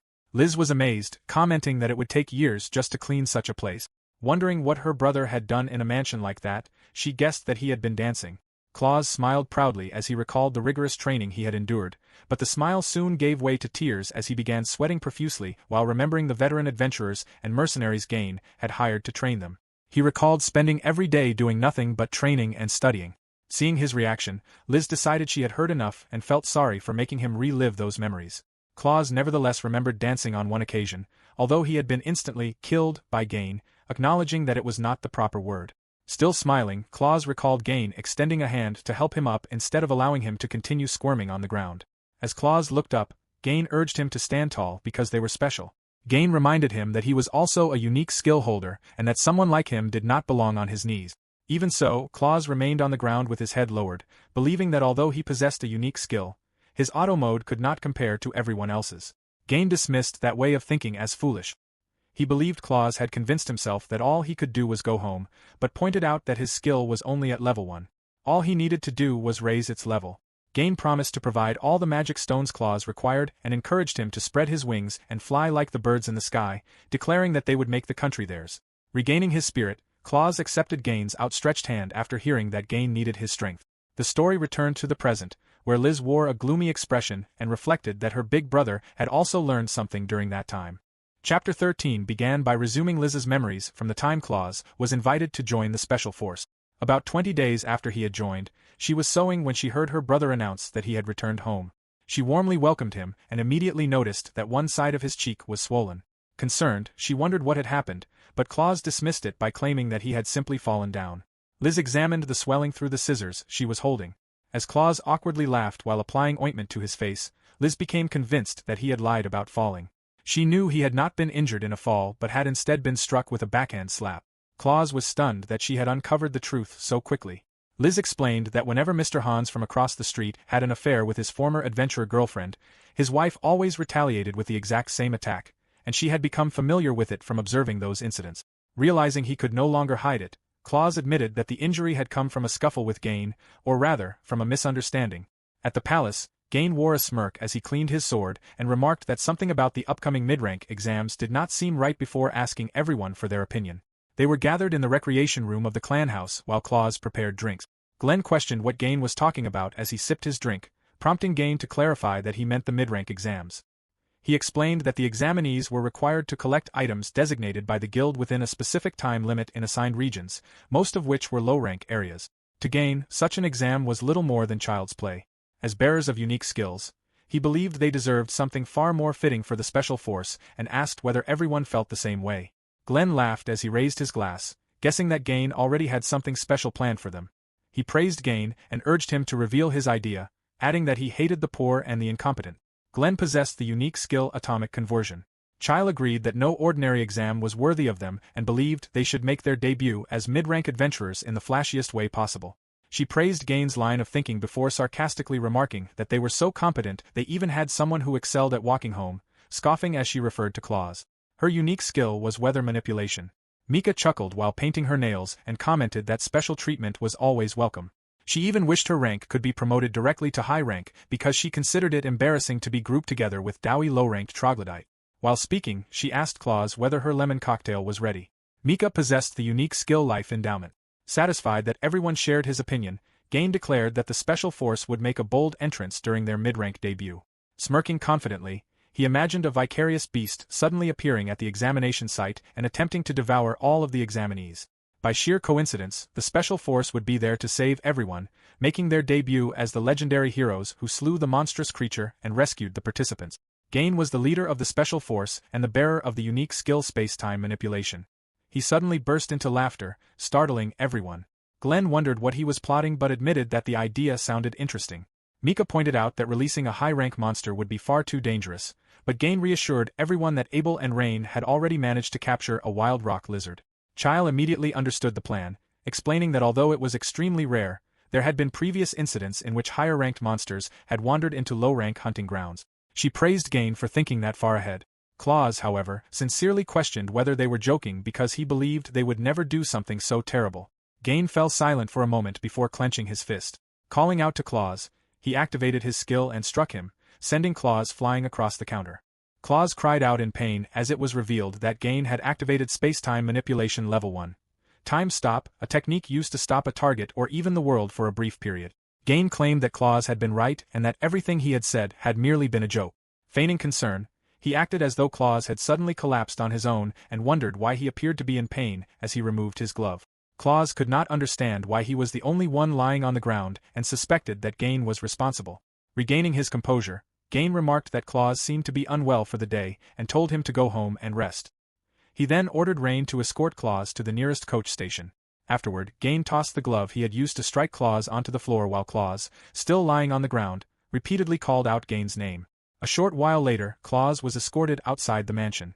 10 days after that incident, he quit the party. From that point onward, he stopped smiling. Looking back on those events, Liz believed that Claus had opened his heart to the others because they all possessed unique skills just as he did. She was certain, however, that this was the day he chose the path he would walk for the rest of his life. At the time, Claus admitted that it was true he had obtained his unique skill through luck alone, but he questioned whether luck by itself was enough to accomplish anything. He believed his unique skill was among the very best and wanted to discover just how far he could push it.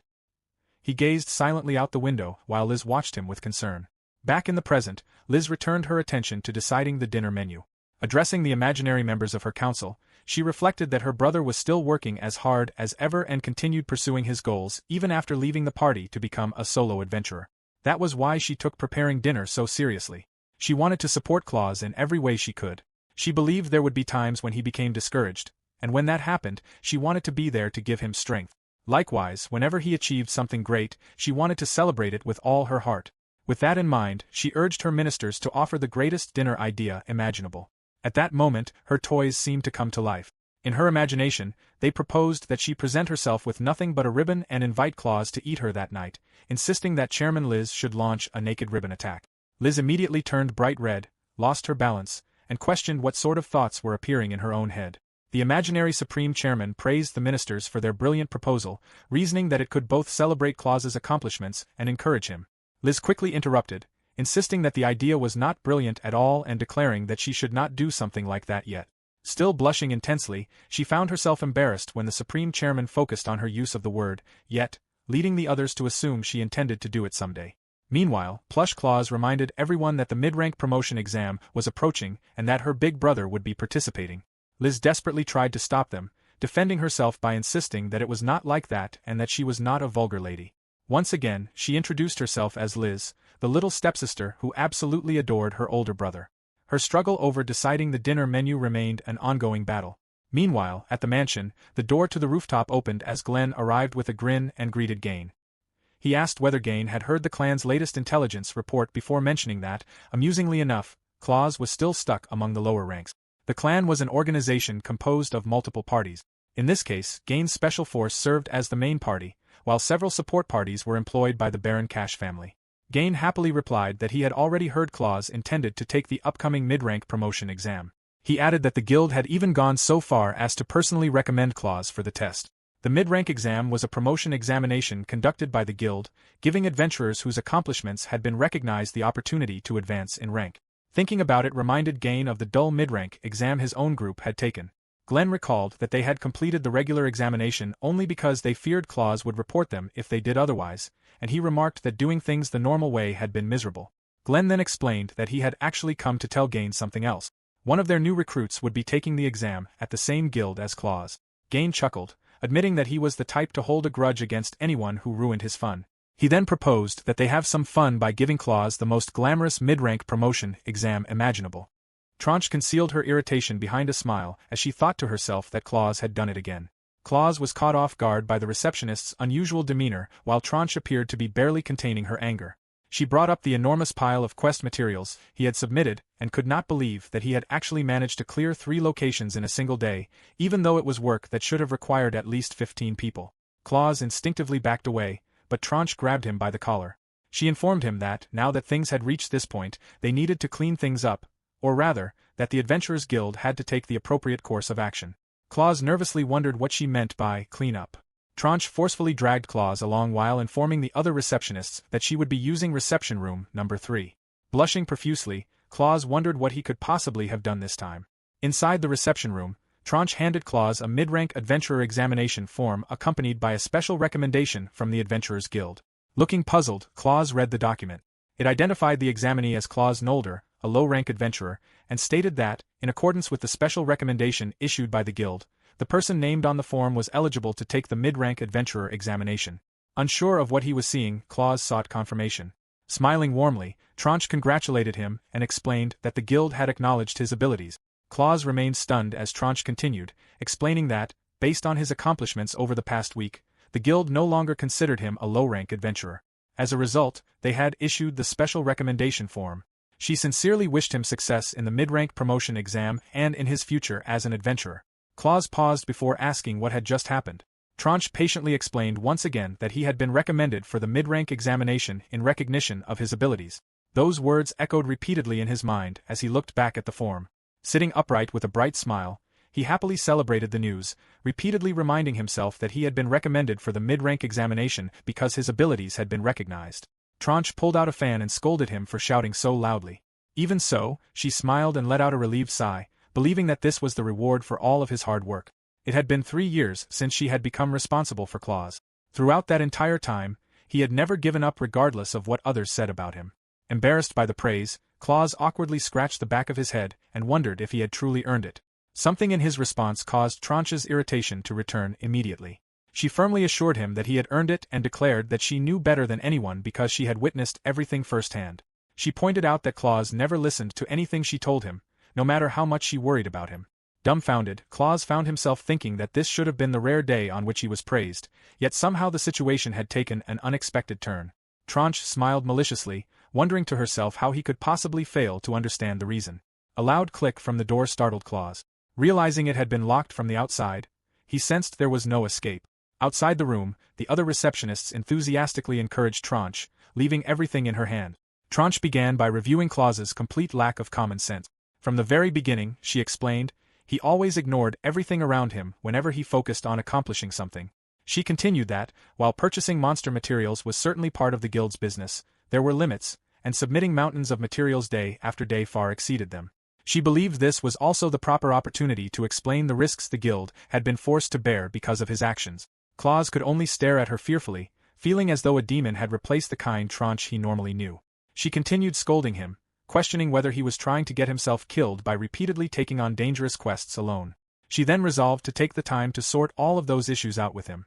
Tranche assumed that Claus's sister had already been informed that he would be returning home late that day.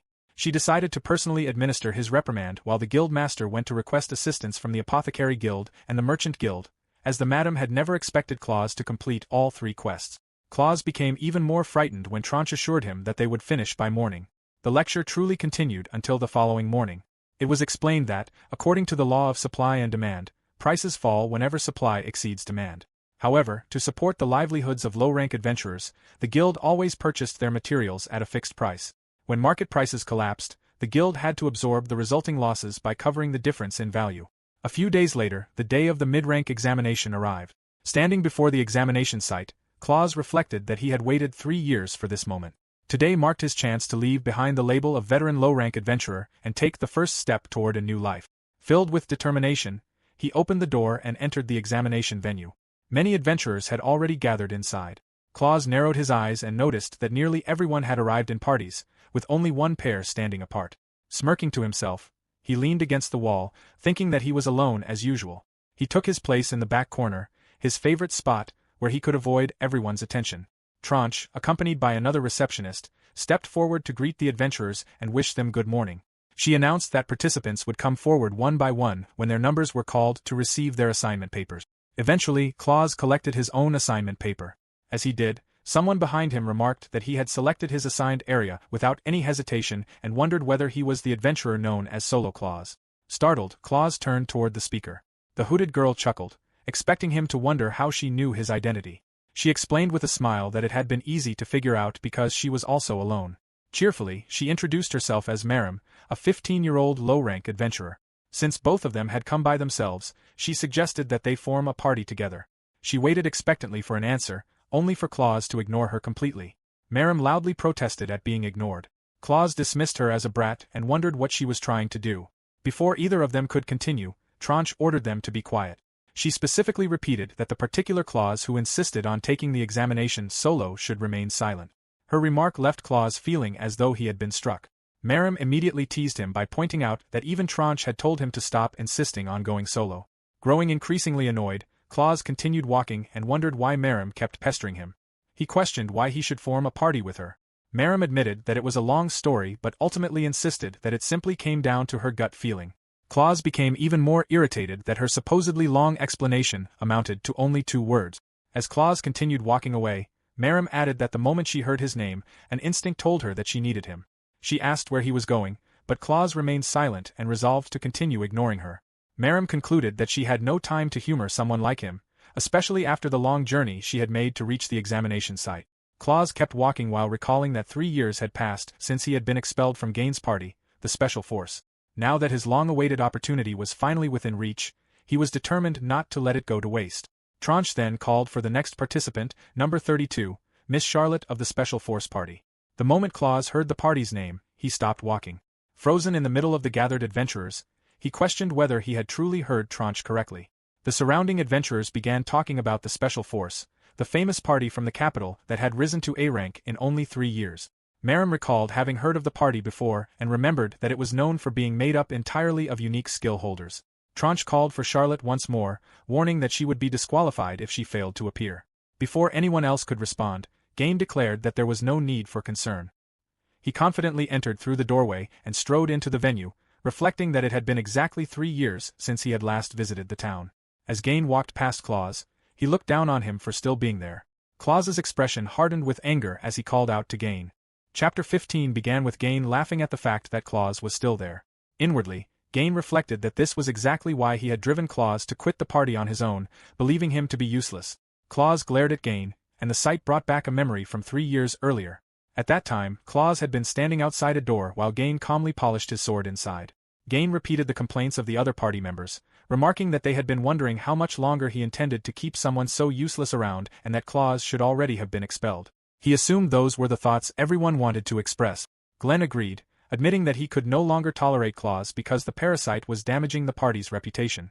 Chile echoed the same opinion, adding that despite all the support Gain had given Claus, the only abilities he had gained beyond his skill of returning home were the ability to travel to places he had previously visited. She dismissed Claus's unique skill as utterly moronic. Mika joined the discussion as well, recalling that Claus had accomplished nothing during their last expedition. She believed that allowing the situation to continue would set a poor example for both members of the clan and those outside it. If no one else would do it, she wanted to expel Claus herself. Gain dismissed the suggestion, explaining that he could not do that. His party members immediately questioned what he meant while Claus continued listening from outside the room. Gain explained that he had personally recruited Claus into the party and asked whether they understood the consequences of expelling someone he had chosen himself. When they admitted they did not, Gain elaborated that doing so would call his own judgment into question. Others might conclude that he and his party lacked the ability to recruit capable members. Suddenly furious, Gain activated his skill and demanded to know whether that was truly what they wanted, startling everyone present. They immediately denied ever wanting such an outcome, insisting that the thought had never crossed their minds and reaffirming their complete support for him. Smiling once more, Gain remarked that there were many fools in the world who would leap to such conclusions. Therefore, no matter how incompetent Claus might be, they could not expel him. Instead, it would be far preferable for Claus to leave the party of his own accord. Gain then remarked that this would likely happen soon enough. Otherwise, a fatal accident during combat training would accomplish the same result. Hearing those words left Claus terrified. Back in the present, Claus remembered that Gain had done exactly as he had implied. Soon afterward, the members of the party openly began harassing him. Although he had no evidence, there had even been an incident in which he had nearly lost his life. Eventually, he sold all of his equipment and the rewards he had earned in order to repay the cost of his training and the magic stones he had received, making it appear as though he had left the clan entirely of his own free will. Looking at Gain now, Claus thought that, if he could have, he would have punched him with his own fists back then. Even so, he could not understand why Gain had come to this town when the Special Forces headquarters were in the capital. Claus reflected that it was only natural for him to still be there because he had been born in the town. He had no idea what business Gain could possibly have in such a remote place. He resolved that he wanted nothing to do with Gain and only wished for him to leave him alone. Gain merely scoffed at Claus's cold attitude. He explained that he had only come to escort the Special Forces' newest member to her examination. Aside from that, he suggested celebrating their miraculous reunion. Gain remarked that it truly was miraculous. He claimed that, given 2 years, anyone, no matter how incompetent, would have reached mid-rank. Yet, after 3 full years, Claus was only now about to take the mid-rank examination. Gain then rhetorically asked everyone in the room whether that was not a miracle. He added that one could not help but be amazed by just how miraculously incompetent Claus was, provoking Claus even further. Before Claus could defend himself, Miemai stepped in front of him and openly insulted Gain. Claus was caught completely off guard as she stood up for him, declaring that she had listened to everything Gain had been saying and questioning what was wrong with him. She dismissed all of his talk about A-rank status as meaningless and declared that Claus was her party mate. Because of that, she refused to let Gain continue insulting him. She added that if Gain had any problems with Claus, then the great Miemai would gladly face him instead and invited him to come to her whenever he was ready. Letting out a sigh, Claus called out to Miemai. Gain's expression darkened with offense before he let out a scoff. Chuckling, he remarked that the remote countryside truly was infested with noisy little insects and found himself wanting to squash them. Realizing the danger, Claus quickly covered Miemai's mouth with his hand and dragged her away from Gain, making the excuse that their numbers would soon be called and that they needed to move to the front. Gain remained visibly irritated as they left. While Miemai's protests were muffled, Claus silently wished she would stop provoking Gain so recklessly. He remembered all too well that Gain became especially dangerous whenever he was angry and would not hesitate to strike even women or children. His unique skill also left behind no evidence, making him even more frightening. Miemai then revealed that Claus did not need to worry because she was not actually a girl. Claus turned away before asking whether he could finally remove his hand. After thanking him, Miemai let out a sinister laugh. She assured Claus that there was no reason for him to be so distant since they were already party mates. Claus awkwardly laughed after realizing what she had just said and immediately corrected her in his mind, knowing that they were not party mates at all. Miemai cheerfully ran toward the front just as Tranche called her number. Without hesitation, she asked Tranche to register both herself and Claus as a party. Tranche immediately accepted the request. Claus tried to object, but Tranche simply ordered him to remain quiet. With that settled, she announced that the distribution of examination assignments had concluded. She explained that every participant now had to choose 3 items from the list on the assignment sheet and gather them before the time limit expired. Meanwhile, Gain noticed his newest recruit holding her assignment list and scolded her for retrieving it herself, reminding her that she was now a member of the Special Force. Charlotte calmly explained that her number had been called, so she had simply gone to collect the paper. She then asked whether the man Gain had been speaking with earlier was Claus, the same person Gain always referred to as the blemish on the Special Force. Smiling, Gain confirmed that she was correct but dismissed the matter, declaring that today would mark the turning point that would erase that blemished past. He explained to Charlotte that they intended to use Claus as the centerpiece of her mid-rank debut, allowing her promotion to stand out even more. Charlotte merely smiled. She wondered whether Claus carried a certain scent. As she walked away, she reflected that Claus had continued to rise even after crawling through hardship and surviving on what others would consider trash. She questioned whether the scent surrounding Claus belonged to someone truly strong and considered the possibility that the examination might not unfold the way Gain expected. Claus abruptly steeled his resolve. He no longer cared how the examination unfolded as long as he achieved the result he sought. Having prepared himself for every possibility, he was determined to face whatever awaited him. Tranche drew a breath as the doors opened and formally announced the beginning of the examination. Chapter 16 began with the explanation of the examination task. The available materials to collect were 5 Krummel fruits, 5 Ghoul's mandibles, 5 Cave Slime's muddy liquids, 5 Phantom nuts, 1 Unicorn's horn, 3 Wandering armor breastplates, 3 Silk Spider mourning threads, and 1 Salazar's hairpin. The instructions required each participant to choose, collect, and deliver any 3 of the listed materials before noon the following day. It was also noted that any materials obtained while in a party would be shared among its members. Miemai quickly understood the assignment and encouraged Claus to compare their collection lists. She happily pointed out that they already had 4 target items in common and confidently declared that they had the examination in the bag. In contrast, Claus wore a gloomy expression.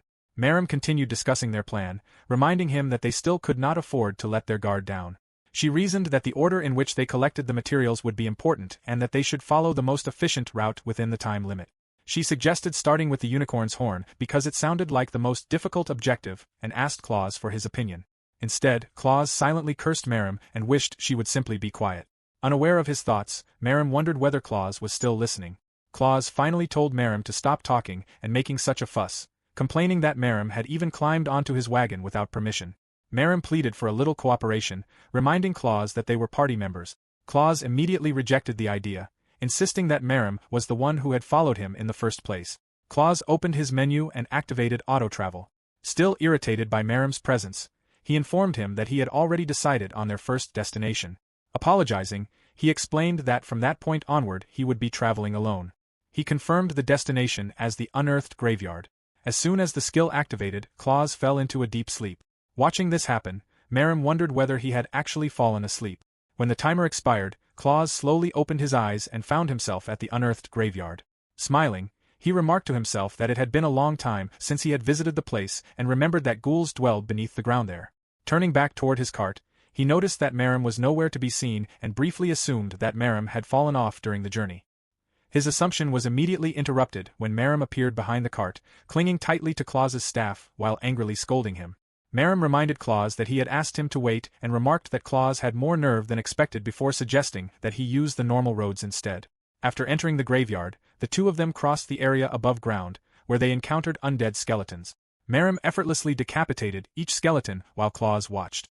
Miemai explained that the unearthed graveyard was a 2-story dungeon consisting of an above-ground cemetery and an underground catacomb.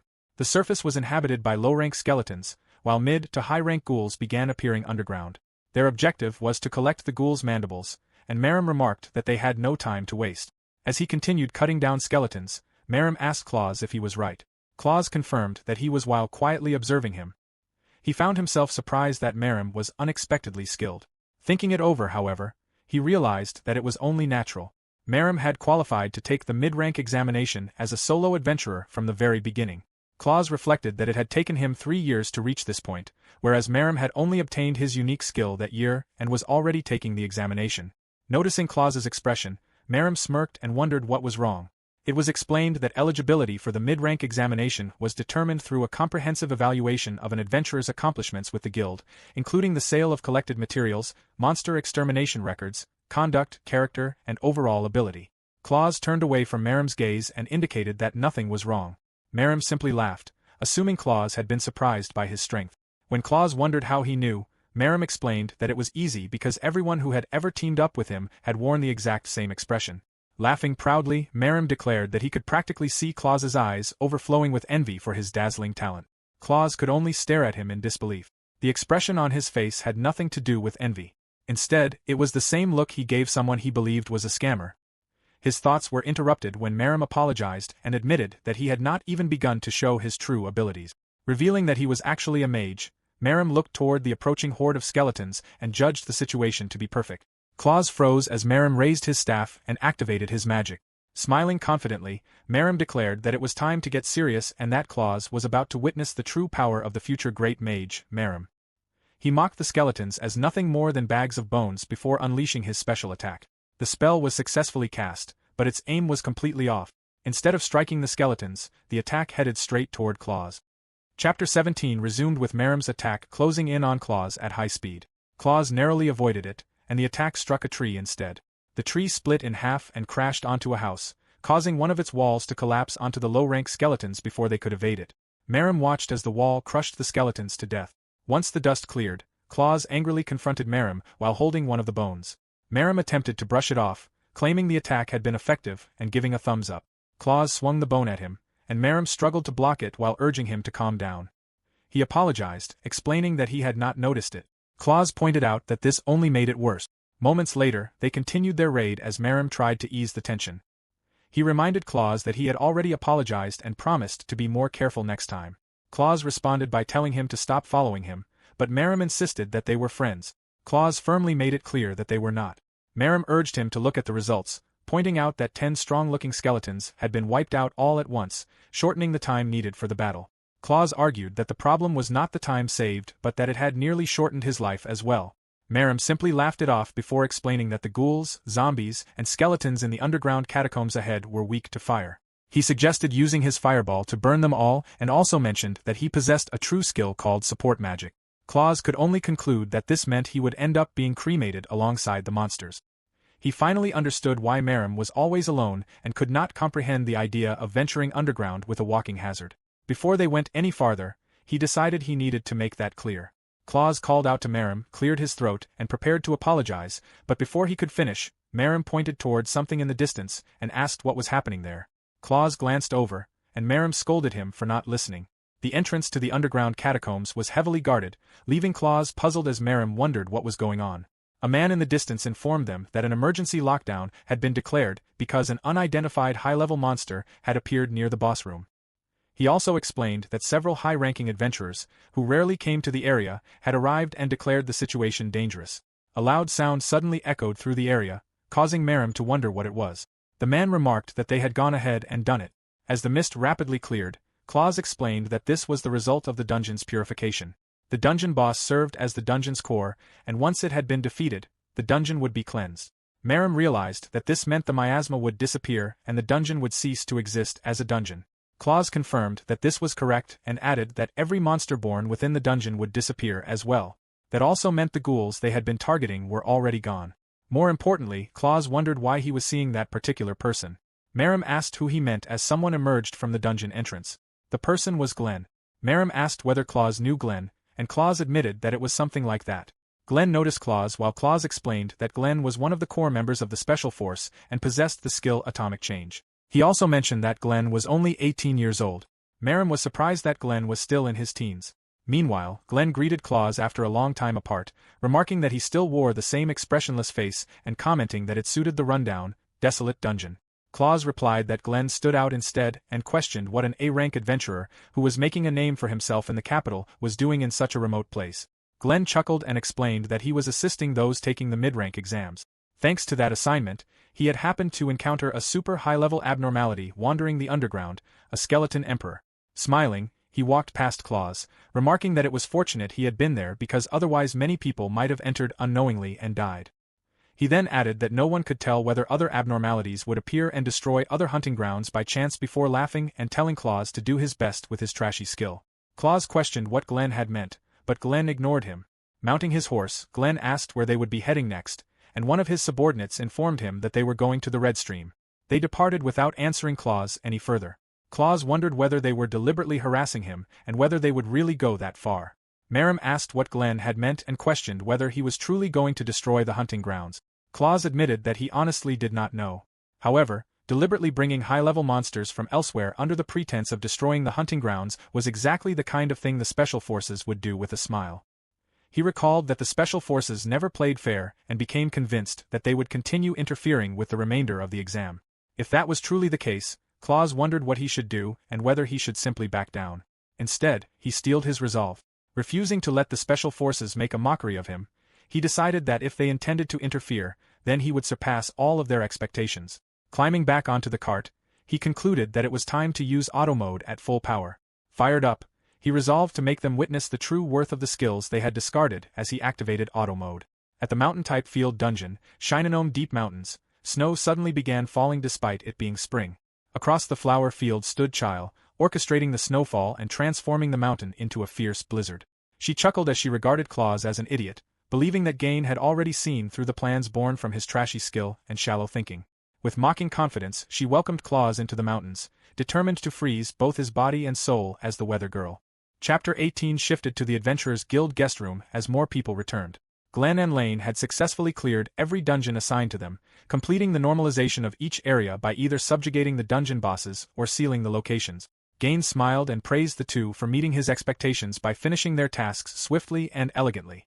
Glenn scoffed, remarking that it had been too easy, even letting out a yawn before asking how everything else was progressing.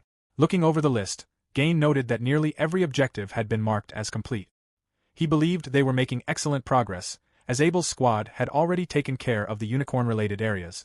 With that, Claus's chances of being promoted to mid-rank were practically zero, along with those of the other useless nobodies. Gain added that he had also ordered his mercenary unit to destroy nearly all of the low-level dungeons near the city. He observed that only the high-difficulty dungeons remained. Although they were still classified as beginner level, he believed examinations that allowed incompetent individuals to earn promotions were worthless because they lowered the quality of adventurers and held no value. Instead, he resolved that the incompetent should be identified and eliminated, believing that such responsibility belonged to those who were truly powerful. Glenn scoffed at what he considered a meaningless collaboration for the examination. He admitted that when he first learned Gain had even used his timer skill to secretly inspect his assigned task skill, he thought Gain had traveled all the way to the middle of nowhere simply to interfere with Claus because he had nothing better to do. Gazing out the window, Gain declared that those who were special were naturally expected to act in special ways and that fulfilling such duties was noble. Glenn laughed and remarked that, at this rate, the guild master of the local branch might die of anger later.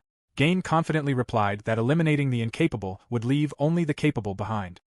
He told Glenn that they had helped create a high-level mid-rank examination that would go down in history, and he was certain that those working behind the scenes would be pleased. Glenn laughed in agreement, adding that it would not matter even if the guild leader of a countryside town became angry or died. Glenn then noted that only Charlotte and Claus remained. Referring to the surveillance report they had placed on Claus, he asked whether Claus was heading north. Lane wondered if Claus was making his way directly to the Shinonome Deep Mountains, and the report confirmed that he was.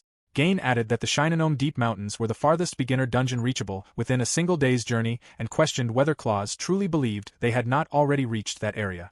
Smirking, Gain regarded Claus as an idiot because, beyond those mountains, nature itself would become his enemy. With someone possessing a unique skill that manipulated the weather, Claus would be dancing in the palm of the weather girl's hand. The scene shifted back to the mountains, where monkeys screeched as Claus and Miemai fought against a horde of them.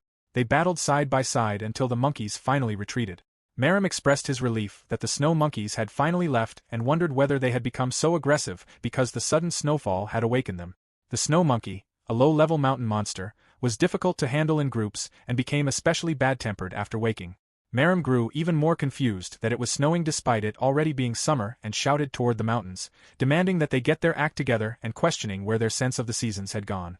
Claus cursed Gain, prompting Merim to ask whether Claus had already figured something out. Claus complained that, out of all the places they could have chosen, they had selected the most troublesome one. Merim urged him to wait and questioned whether he truly believed someone was responsible. Claus guessed that was probably the case and pointed toward the sky. Only one half of the mountain was covered in snow. He explained that this was the range of Child's ability, the user of Weather Girl, a unique skill that manipulated the weather. Claus clearly remembered that, 3 years ago, the skill had already been absurd, but now it seemed to have evolved to the point of creating snowfall. Smiling, Claus opened his system menu and activated auto-resource.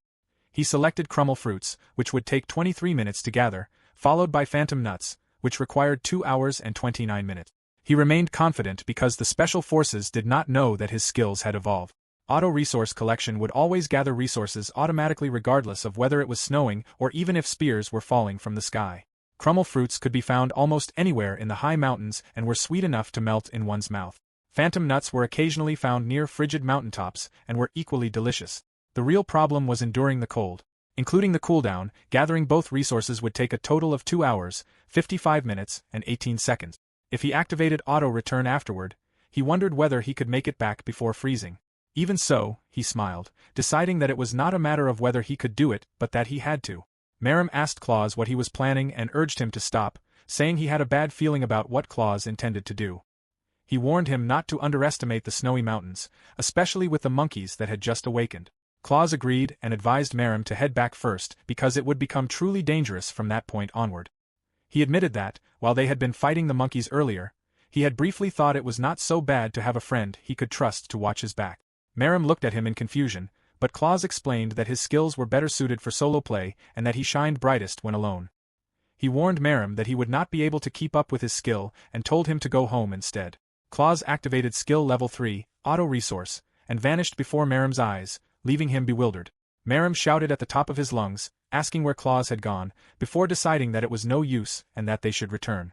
When the timer expired, Claus opened his eyes to find Crumble Fruits in his hand, leaving him pleased. Surveying the area, he spotted a large number of Crumble Fruits and decided to gather more to earn a little extra pocket money while waiting for the cooldown. Before he could continue, he heard someone approaching in the distance. It was Merim, running toward him while gasping for air. Claus called him an idiot for chasing after him, reminding him that he had already been told to go home because he no longer needed him. He explained that the next gathering would take 2 hours and 30 minutes, meaning Merim would only fall farther behind, and urged him to return home. Bidding him farewell, Claus hoped Merim would not catch a cold before activating skill level 3, auto-resource, once again. 2 hours and 19 minutes later, Claus regained consciousness. Confused, he realized it was pitch black. It seemed strange that the skill had ended in complete darkness and freezing cold, making him wonder whether he had miscalculated the time of sunset. Feeling something in his hands, he questioned whether they were the Phantom Nuts before realizing that they were. He decided to place them into his bag first, recalling that he had picked them up in the Twilight Mine before. As he searched through his bag, he found a magic light stone and switched it on. The stone illuminated the surroundings, and its light awakened 3 snow monsters from their slumber. Chapter 19 began as the monsters charged at Claus. Just before they could reach him, Merim cast an attack, and Claus spotted him in the distance. Merim warned Claus about the monster behind him. Alarmed, Claus narrowly avoided Merim's fireball, which instead struck the monster. Merim shouted at the monsters, provoking them while declaring that he would not let them harm his friend. As one of the monsters let out a fierce roar, Claus grew concerned for Merim.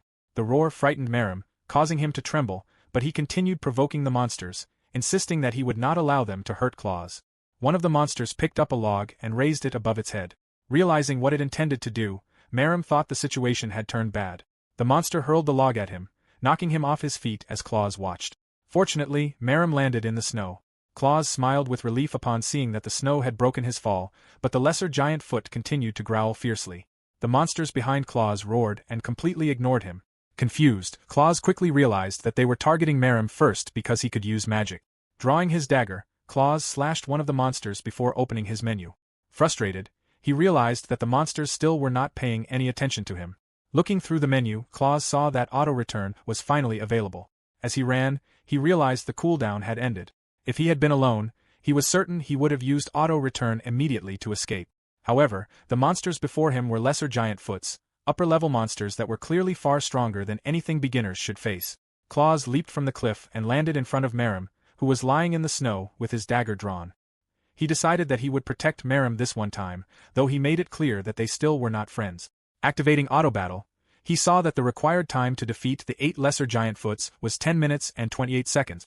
Miemai looked at him in confusion as Claus declared that he would not let the monsters reach him. He instructed Miemai to hold on for just 10 minutes and 28 seconds. Chapter 20 opened with Miemai clearly hearing what Claus said as he activated his skill. Miemai watched in surprise as Claus suddenly disappeared before his eyes. Unable to understand what had happened, he looked around in confusion and called out for him. The lesser giant foots were equally bewildered, roaring and growling as they turned their heads in search of their target. The lesser giant foots were mid-level monsters known as the Stealth Assassination Group of the Snowy Mountains. Miemai rubbed his eyes as he struggled to comprehend why the monsters were disappearing one by one. The true terror of these monsters was revealed when the invisible horde attacked together. Whenever these invisible killers awoke during the winter season, the threat level of the Shinonome Deep Mountains rose from beginner level to mid and high rank. One of the monsters grinned before vanishing into the air.